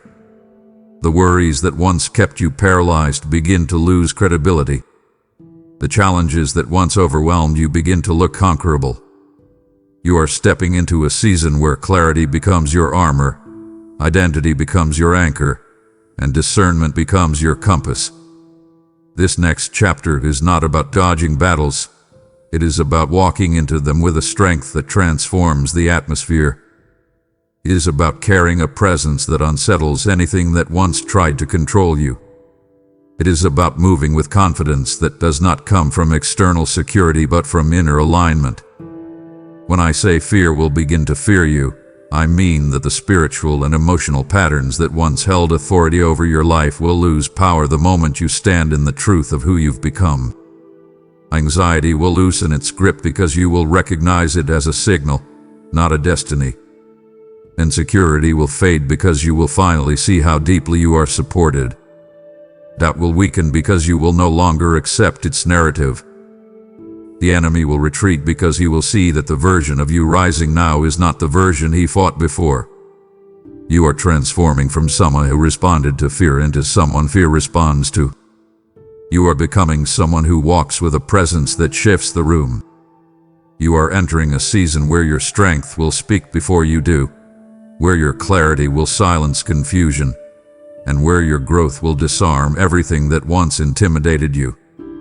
You are not becoming powerful. You are realizing you always were. Let your heart open fully to this truth, because the seasons you believed were destroying you were actually strengthening you in ways you could not have understood at the time. You looked at the pressure you were under and thought something had gone wrong. You assumed the heaviness meant you were losing yourself, that the pain meant you were falling apart, that the unanswered questions and sleepless nights were evidence that you were failing. But all along, the stretching, the pulling, the uncomfortable transitions were preparing you for a level of influence, clarity, and spiritual maturity that you were not yet equipped to hold. You did not break under the weight. You expanded beneath it. You did not collapse, you were reformed. Every moment that felt too heavy was actually shaping the interior of your spirit, enlarging your capacity to carry what is coming next. There are blessings attached to your future that require depth you did not have until life pressed you deeper. Influence requires stability, and stability is formed through seasons that felt unstable. Clarity requires contrast, and contrast often arrives through circumstances that challenge your understanding. Wisdom requires experience, and experience is rarely gathered through ease. The weight you felt was me strengthening you for responsibilities, opportunities, relationships, and callings that would have overwhelmed a former version of you. You thought you were being buried, but you were being rooted. You thought you were being stretched too thin, but you were being expanded. You thought the pressure was punishment, but it was preparation. There were days when you questioned me, asking why certain prayers felt delayed, why breakthroughs seemed distant, why healing took longer than you expected. But if I had lifted the weight too soon, you would have lost the very strength you needed for the next season. You have been enduring spiritual resistance not because you are weak, but because you are called to carry more than what you once believed possible. And the weight you carried has sharpened your discernment. You now see through illusions you once fell for. You now recognize patterns you once repeated. You now sense danger earlier than before. Your spirit responds to truth more quickly. Your heart recovers faster. Your resilience rises sooner. All of this is the result of the pressure that once frightened you. What looked like breaking was actually building. What felt like loss was actually pruning. What seemed like abandonment was actually realignment. I did not let the weight crush you. I used it to strengthen the foundation beneath you. And now, as you step into the next chapter, you will realize the wisdom behind every challenge. You were not being disqualified. You were being prepared for a calling that requires someone who had been refined, not someone who has simply been comforted. You are ready for more because you were willing to endure what others walked away from. And now the weight will become purpose, and the pressure will become power. Let your heart soften to this truth, because the discomfort you've been feeling lately is not a sign that something is going wrong. It is the sign that I am removing the last remaining ties to the version of yourself you've already outgrown. You've been sensing a shift, an internal unraveling, a quiet release happening in corners of your life you once clung to tightly. Old desires are fading, even though you don't fully understand why. People who once felt central to your world now feel distant or misaligned. Habits that once soothed you now feel empty. Environments that once seemed comfortable now feel restrictive. This is not loss, it is liberation. I am loosening your grip on things that once served you but can no longer carry you forward. The things you're being pulled away from are not wrong. They are simply too small for who you are becoming. You've grown in ways you haven't fully recognized. Your values have shifted. Your spirit has matured. Your emotional thresholds have changed. You crave deeper connection, deeper purpose, deeper truth. You feel restless when you settle, uneasy when you shrink, disappointed when you compromise. These reactions are signs that your identity is elevating. And in this elevation, certain attachments can no longer remain. These attachments may be mindsets that kept you stuck in cycles of overthinking. They may be inner vows you made out of fear. They may be relationships built on your old wounds instead of your healed self. They may be dreams that belong to an earlier stage of your life. Whatever they are, I am removing them gently but firmly, because they cannot accompany you into the season I have designed for you. Letting go feels painful because part of you still remembers what these attachments meant to you at one time. But letting go is not the same as losing. Letting go is alignment. It is choosing truth over comfort. It is releasing what drains you so you can receive what strengthens you. It is stepping away from identities built on survival and stepping into identities built on purpose. You have held on to certain things not because they were right, but because they were familiar. But familiarity is not the same as destiny. And now, your destiny is calling with a volume that makes resistance impossible. I am removing these attachments not to isolate you, but to prepare room for the people, opportunities, clarity, and healing that match your next level. The spaces created by release will not remain empty. They will be filled with what aligns with your growth. Trust the process. The detaching you feel is not the end of a story. It is the final clearing before expansion. You are being freed from the last fragments of who you once were so that you can finally step fully into who you are destined to become. Let your heart pay close attention to this, because the disruptions you've been experiencing lately are not chaos. They are alignment, and they are the direct response to prayers you whispered in moments you thought I didn't hear.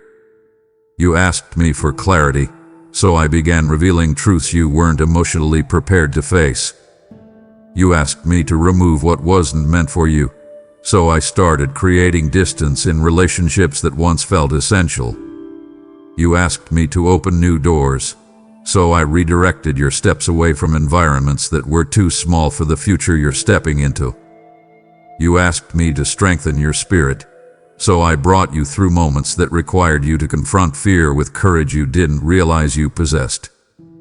You prayed for change, and now change is happening, but because it's unfolding in ways you didn't expect, you've mistaken my alignment for disruption. You've been trying to keep old structures intact, even as your spirit outgrows them. You've been trying to hold on to people who no longer align with the direction your life is moving. You've been trying to preserve routines that once made sense, even though they now drain your energy instead of restoring it. You've been clinging to versions of yourself that were built for survival, not purpose. And because you've been holding on to what I am loosening, the transition feels heavy and disorienting.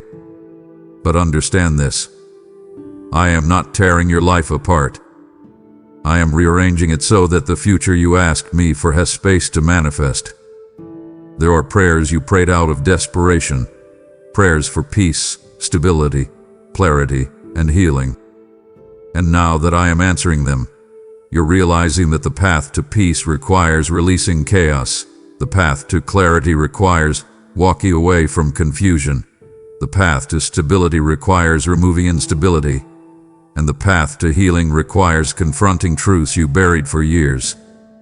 What feels like loss is actually preparation. What feels like emptiness is actually cleansing. What feels like being pushed out is actually being positioned. You're stepping into a life you are finally strong enough to carry. But for that life to emerge, the foundation must be cleared of everything that contradicts where you're going.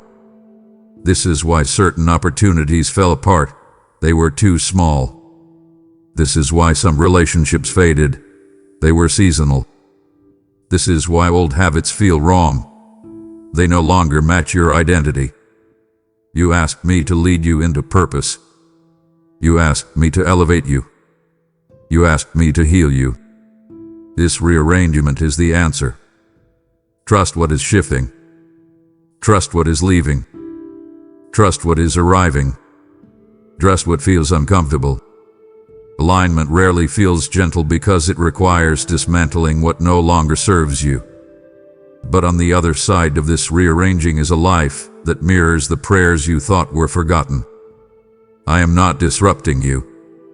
I am positioning you for the very future you begged me to create. Let this truth be the grounding force your heart has been searching for, because the sensation of losing control that has unsettled you recently is not a sign that your life is falling apart. It is a sign that the grip fear once had on your decisions is weakening, and your spirit is learning how to live without relying on fear as its guide. You've spent years navigating life through caution, hyper-awareness, self-protection, and emotional bracing. You became accustomed to expecting the worst so that disappointment couldn't catch you off guard. You trained yourself to overthink so you could avoid imagined dangers. You held on to people, routines, and identities that felt predictable because predictability felt safer than growth. Fear became a structure you built your life around, not because you wanted to, but because it helped you survive seasons where you felt unprotected, unseen, or unsupported. But now, your spirit is shifting. You're no longer comfortable functioning from fear, not because fear disappeared, but because you've tasted moments of peace and purpose that fear cannot coexist with. And as fear loosens its grip, your mind perceives the change as instability. You feel disoriented because the emotional framework you relied on is dissolving. You're not losing control. You're losing the illusion that control is what kept you safe in the first place. And that illusion must fall because the life you're stepping into is not powered by fear, it's powered by truth, presence, identity, and alignment. This transition feels like losing balance because you've never walked this way before. You've never trusted this deeply. You've never released this fully. You've never allowed yourself to believe that peace can be your default instead of your reward. You've never experienced forward motion without bracing for impact. But this is where I am leading you. A life where fear is no longer your daily counselor, where anxiety no longer dictates your choices, where dread no longer shapes your routines, and where pressure no longer defines your worth. You are not spiraling. You are recalibrating. This is the part of transformation people rarely talk about, the part where everything familiar feels foreign, not because it's wrong, but because you are healing beyond the level that old patterns can sustain. The part where you stop running on adrenaline and begin learning how to live in peace. The part where you stop trying to predict pain and start learning how to receive joy. The part where you stop performing for acceptance and start realizing you were accepted long before you proved anything. What you're feeling is the release of fear, not the loss of control. What you're stepping into is trust, not vulnerability. What you're experiencing is freedom, not instability. Your life is not unraveling. It is being rewritten with a new foundation that does not require fear to function. You are being invited into a way of living that is lighter, truer, and far more aligned with the person I created you to be. Let your heart lean into this with honesty, because the healing you've been avoiding, the wounds you've tiptoed around, the memories you've tried not to revisit, the emotions you've pushed away, is the exact healing that will open the doors you've been begging me to open. You've prayed for freedom, yet you hesitate to face the very things that keep you bound. You've prayed for peace, yet you run from the moments that would require you to confront unrest. You've prayed for clarity, yet you avoid the deeper truths that would bring resolution. You're not avoiding healing because you don't want growth. You're avoiding it because you're scared of what it might reveal. You fear the pain beneath the surface, fear the old memories, fear the reality of letting go, fear the vulnerability required to heal something you kept tucked away for years. But avoiding healing doesn't protect you, it preserves the wound.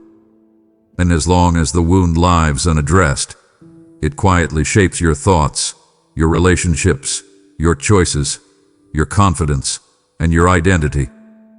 Healing feels terrifying because it threatens the emotional structures you've built to survive. Those structures were never wrong. They help you endure seasons where you had no other tools. But they are no longer serving you.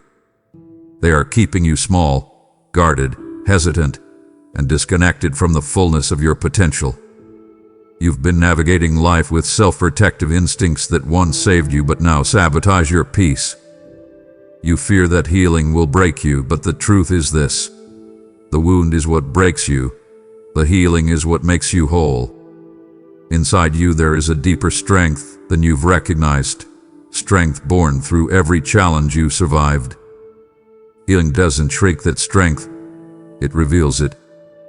You've been feeling emotional pressure lately, not because you're falling apart, but because your spirit is signaling that it's time to release what you've held for too long. Attention isn't punishment, it's a doorway. It's the old self loosening, the new self rising, the inner walls beginning to crack because who you're becoming can no longer remain confined behind them. Healing requires honesty. Honesty with yourself. Honesty with what hurt you. Honesty about what needs to change. And that honesty feels risky. But you must understand, I am not asking you to walk through this healing alone. Every difficult truth you face, I will carry with you. Every memory you revisit, I will hold your heart steady. Every layer you shed, I will strengthen you. Healing is not something I demand from you. It is something I offer to you. The life you've been praying for, a life of stability, clarity, purpose, emotional grounding, spiritual maturity, cannot grow on top of unhealed wounds. It must grow from healed ground. That is why I am leading you into this moment. Not to overwhelm you, but to free you. Not to expose your pain, but to release you from its grip. You're not stepping into healing to relive trauma. You're stepping into it to reclaim power. And on the other side of this process is a version of you that is lighter, clearer, stronger, and finally aligned with the life you've been reaching for. This healing is not your ending, it is your beginning. Bring your awareness into this moment, because the exhaustion you've been feeling is not a sign that you're weak. It is a sign that you've outgrown survival mode, and your spirit refuses to live one more day at a level you were never meant to remain in. You've spent years operating from instinct, from scarcity, from defense, from vigilance. You learned to anticipate problems before they arose, to protect yourself emotionally even when no threat was present, to carry responsibilities alone because you believed no one else would step in, to do everything in your power to avoid collapse because collapse once meant danger.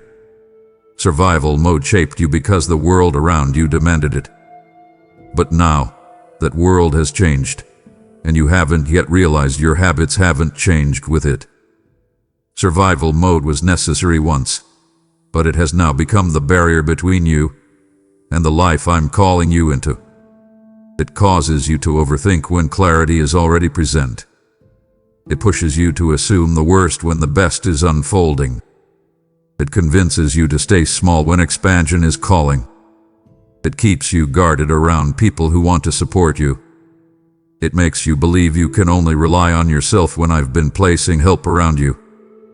It keeps you in a constant state of emotional bracing, as if something bad is always about to happen, even when peace is finally trying to settle into your life. You cannot live a purposeful life while operating with a survival mindset. Purpose requires presence, not panic. Growth requires openness, not guardedness. Strength requires rest, not constant vigilance. Healing requires surrender, not self-protection. And love, true love, requires vulnerability, not emotional withdrawal. This next chapter of your life will demand something survival mode cannot offer: trust. Trust in me. Trust in the process. Trust in your discernment. Trust in the people I send. Trust in your healed identity. Trust in the strength I've been building within you. You feel tired because survival mode has reached its expiration date. Your spirit is rejecting what your habits are still clinging to. You're exhausted not because you're broken, but because you're functioning at a level beneath your calling. I am pulling you upward.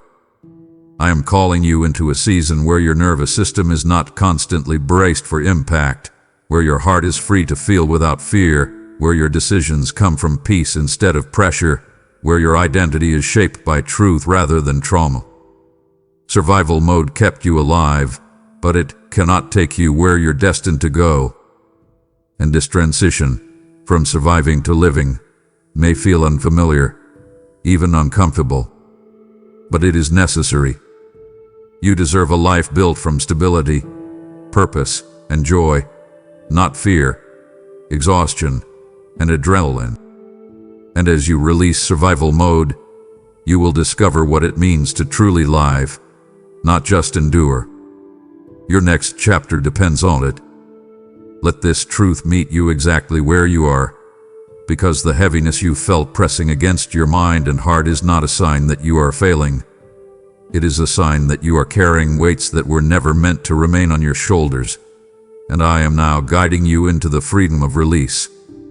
You have taken responsibility for pain that was never yours to nurse, for expectations that were never fair, for roles you stepped into out of necessity rather than desire, for emotional burdens you inherited without understanding. You've carried the weight of being strong when you were exhausted, being stable when you were hurting, being reliable when you had no one to rely on, being the one who held everything together even when your own heart felt fragile. Over time, you began believing that carrying everything alone was just part of who you are, part of your wiring, your purpose, your identity. But the truth is this: much of what you've been holding was never assigned to you in the first place. And the fatigue you feel is the evidence that your spirit is no longer willing to carry what your heart was not designed to sustain. There are burdens you learned to shoulder because you didn't want to disappoint anyone. There are weights you accepted because you believed you did have another choice. There are emotional responsibilities you embraced because silence felt safer than confrontation. But now, in this season of your life, I am bringing these burdens into your awareness not to overwhelm you, but to teach you how to release them. Letting go is not abandonment. It is alignment. It is honoring what is true. It is listening to the deeper wisdom rising within you. And I know releasing these burdens feels uncomfortable, almost disorienting, because you built an identity around being the one who could handle everything. But carrying everything is not strength. And knowing what is yours to carry and what is not, that is wisdom, and that is where I am leading you. As you begin to lay these burdens down, you will feel resistance inside yourself. Part of you will fear that others will be disappointed. Part of you will fear being misunderstood. Part of you will fear that letting go means losing control. But this release is not loss. It is liberation. It is the clearing of space within you for peace to settle, clarity to return, and joy to rise again. The more you release what was never yours, the more present you become to the life that is yours, your purpose, your relationships, your healing, your growth. You are not meant to navigate life buried under emotional overload.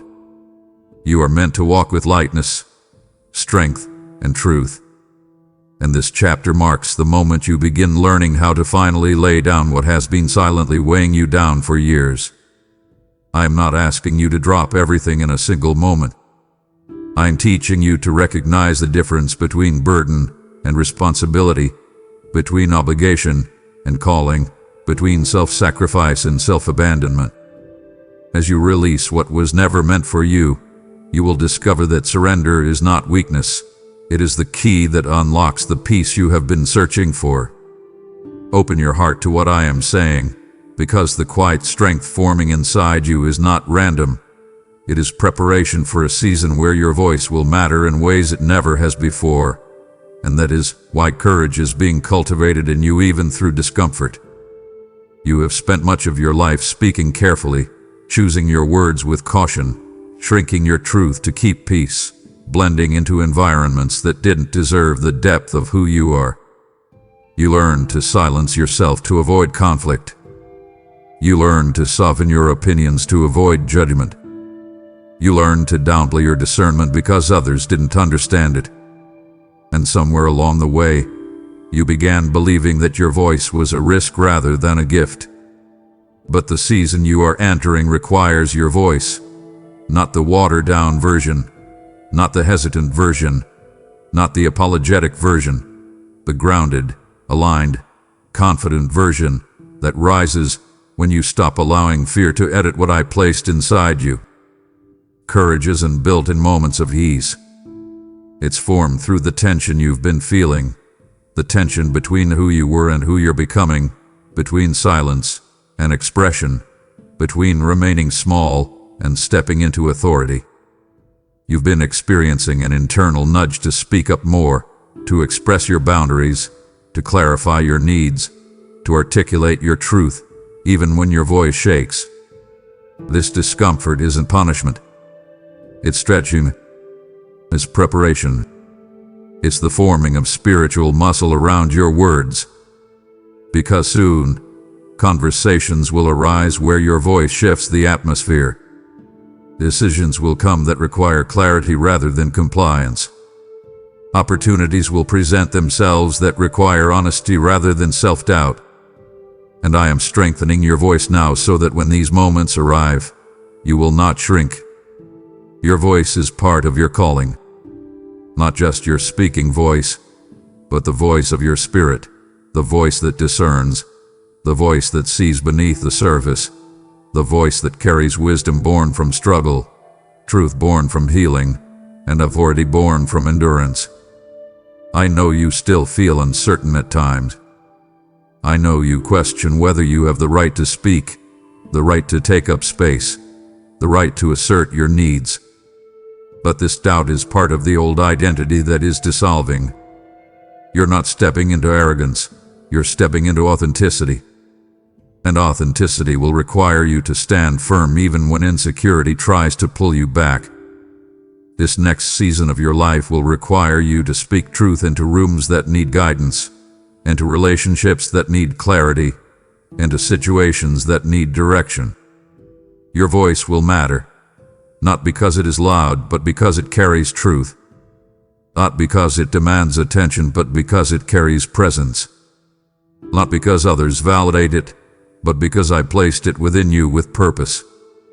And as I train you in courage now, you will soon witness how your voice becomes a catalyst for transformation, not only in your life, but in the lives of those connected to you. Your courage is growing. Your clarity is forming. Your voice is rising. And soon, you will understand why silence was never meant to be your story. Let your spirit lean into this moment, because the quiet you've been experiencing, whether it feels peaceful, unsettling, or strangely unfamiliar, is not an accident. It is my intentional clearing of the noise around you so you can finally hear the truth inside you that has been trying to rise for years. You've been surrounded by so many voices, expectations, obligations, opinions, assumptions, the lingering echoes of old wounds, that it became difficult to distinguish your own intuition from the external clutter. You've lived under the weight of trying to satisfy everyone's needs, trying to interpret everyone's moods, trying to meet standards that were never yours to begin with. And in that constant noise, Your own truth became muted.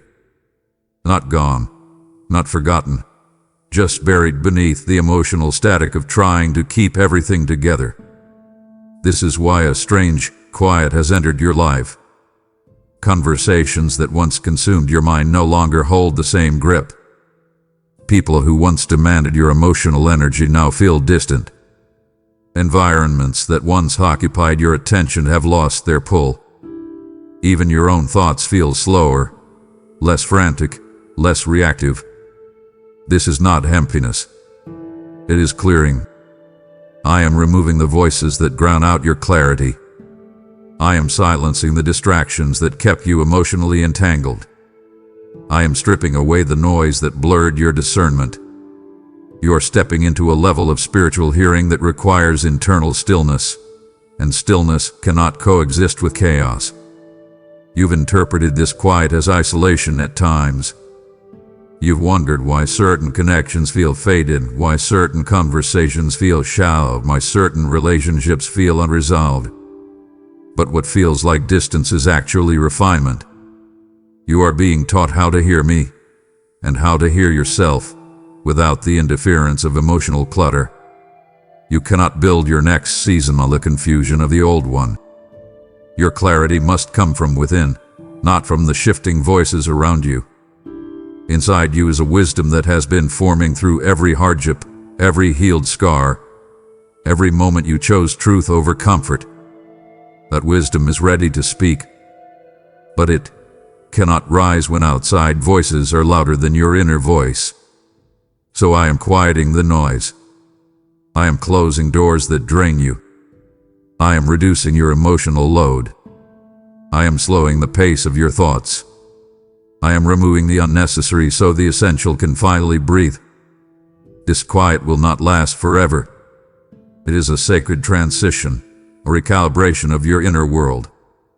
And once your spirit is steady again, once your identity is clear, once your inner voice becomes recognizable, you will begin hearing me and yourself with a depth you have never experienced.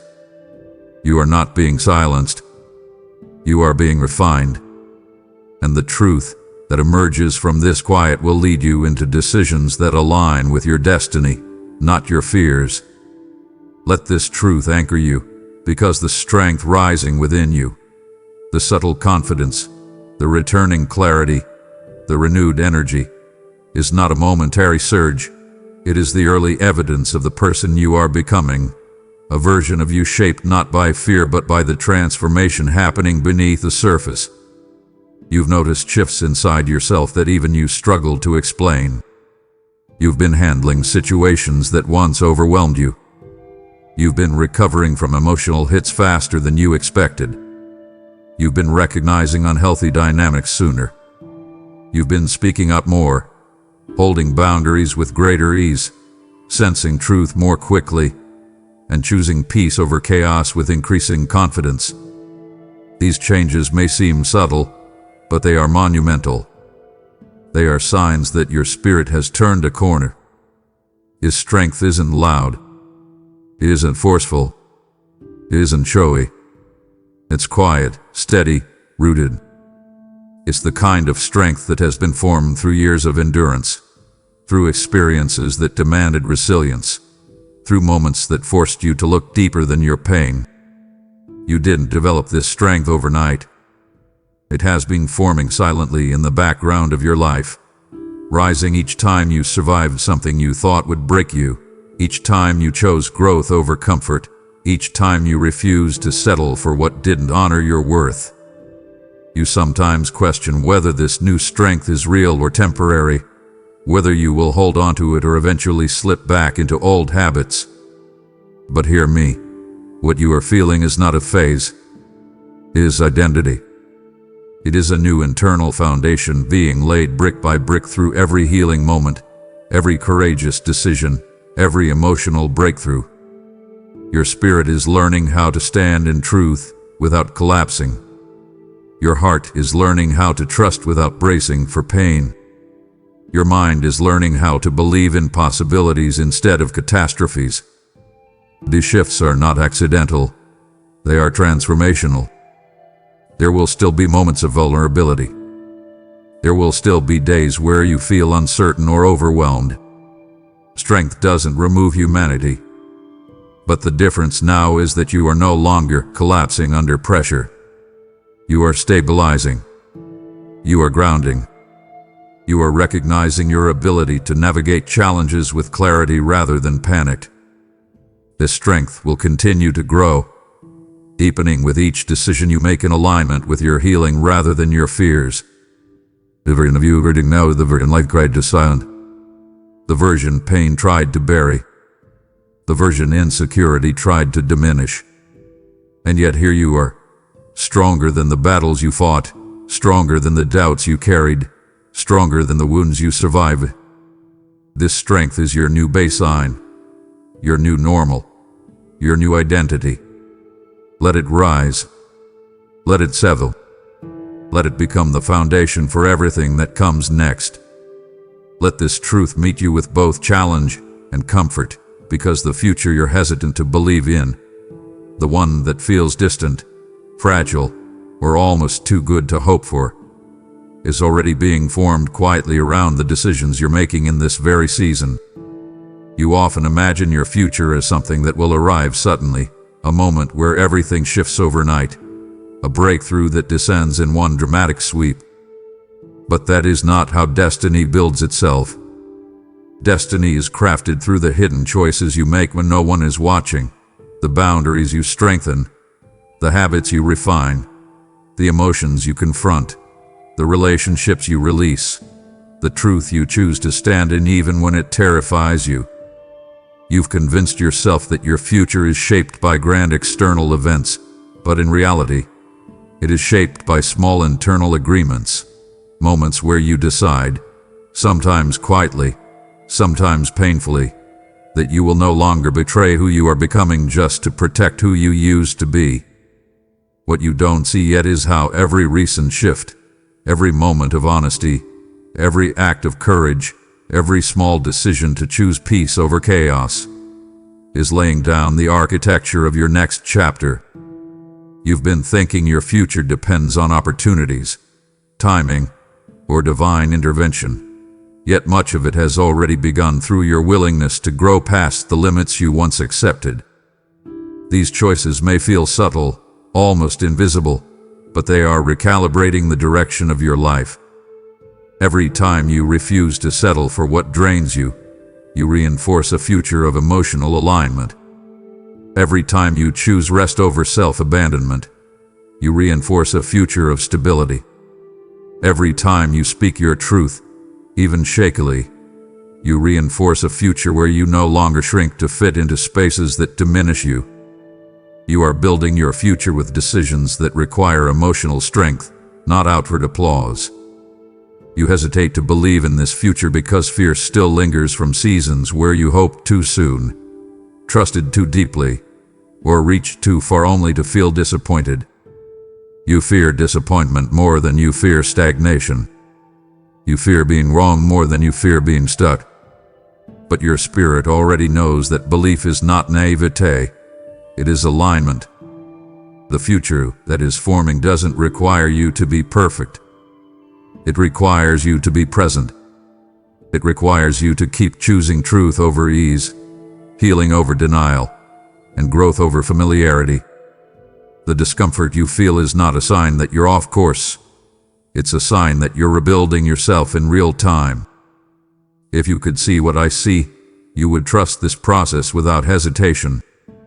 You would see the doors aligning, the relationships being prepared, the opportunities waiting for your readiness, the healing unfolding with precision. You would understand that nothing you're doing right now is wasted. Nothing is random. Nothing is small. You are weaving the beginnings of a future that reflects your truest identity.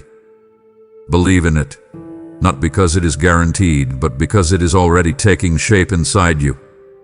Let this understanding settle deeply inside you, because the reason your life has felt tight, misaligned, or strangely incompatible with what once felt normal is that your transformation is no longer subtle. It is becoming undeniable. and the world around you is struggling to contain the person you're evolving into. You've been sensing a shift that feels both empowering and disorienting.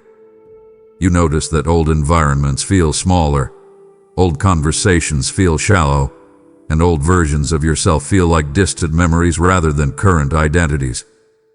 The places you once fit into effortlessly now feel restrictive. The habits that once comforted you now feel out of sync with your spirit. Even your own thoughts are expanding, stretching into territories you once considered unreachable. This is not instability. This is transformation. And transformation doesn't ask for permission. It demands space. Your identity is evolving in ways you didn't anticipate.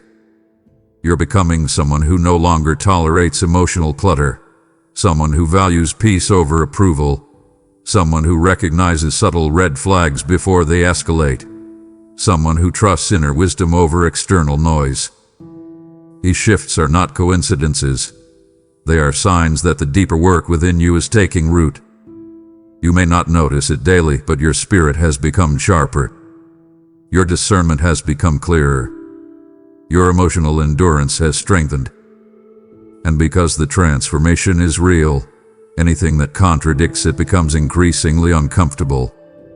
The discomfort is not a sign that something is wrong with you. It is a sign that something is right. When you grow beyond a season, that season begins to resist you. When you elevate your standards, misalignment becomes obvious. When you heal, dysfunction becomes intolerable.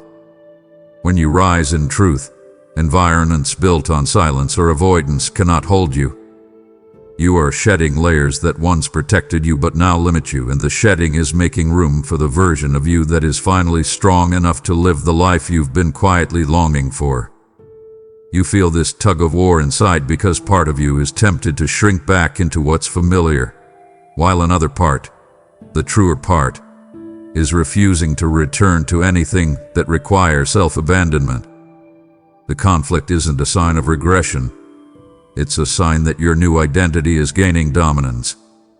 And soon, the old version of you will no longer feel like an option. You won't be able to unsee the truth you now carry. You won't be able to unknow the wisdom you've gained. You won't be able to silence the strength rising inside you. You are transforming from the inside out, and the shift is becoming visible, not just to you, but to the people around you. Some will celebrate it. Some may fear it. Some may distance themselves because your growth challenges their stagnation. But none of that should stop you. Transformation requires courage, and you have more of it than you realize. Your life no longer fits the way it used to because you no longer fit the way you used to. You are expanding. You are evolving. You are awakening. And the world around you will soon have to make room for who you are becoming. Amen.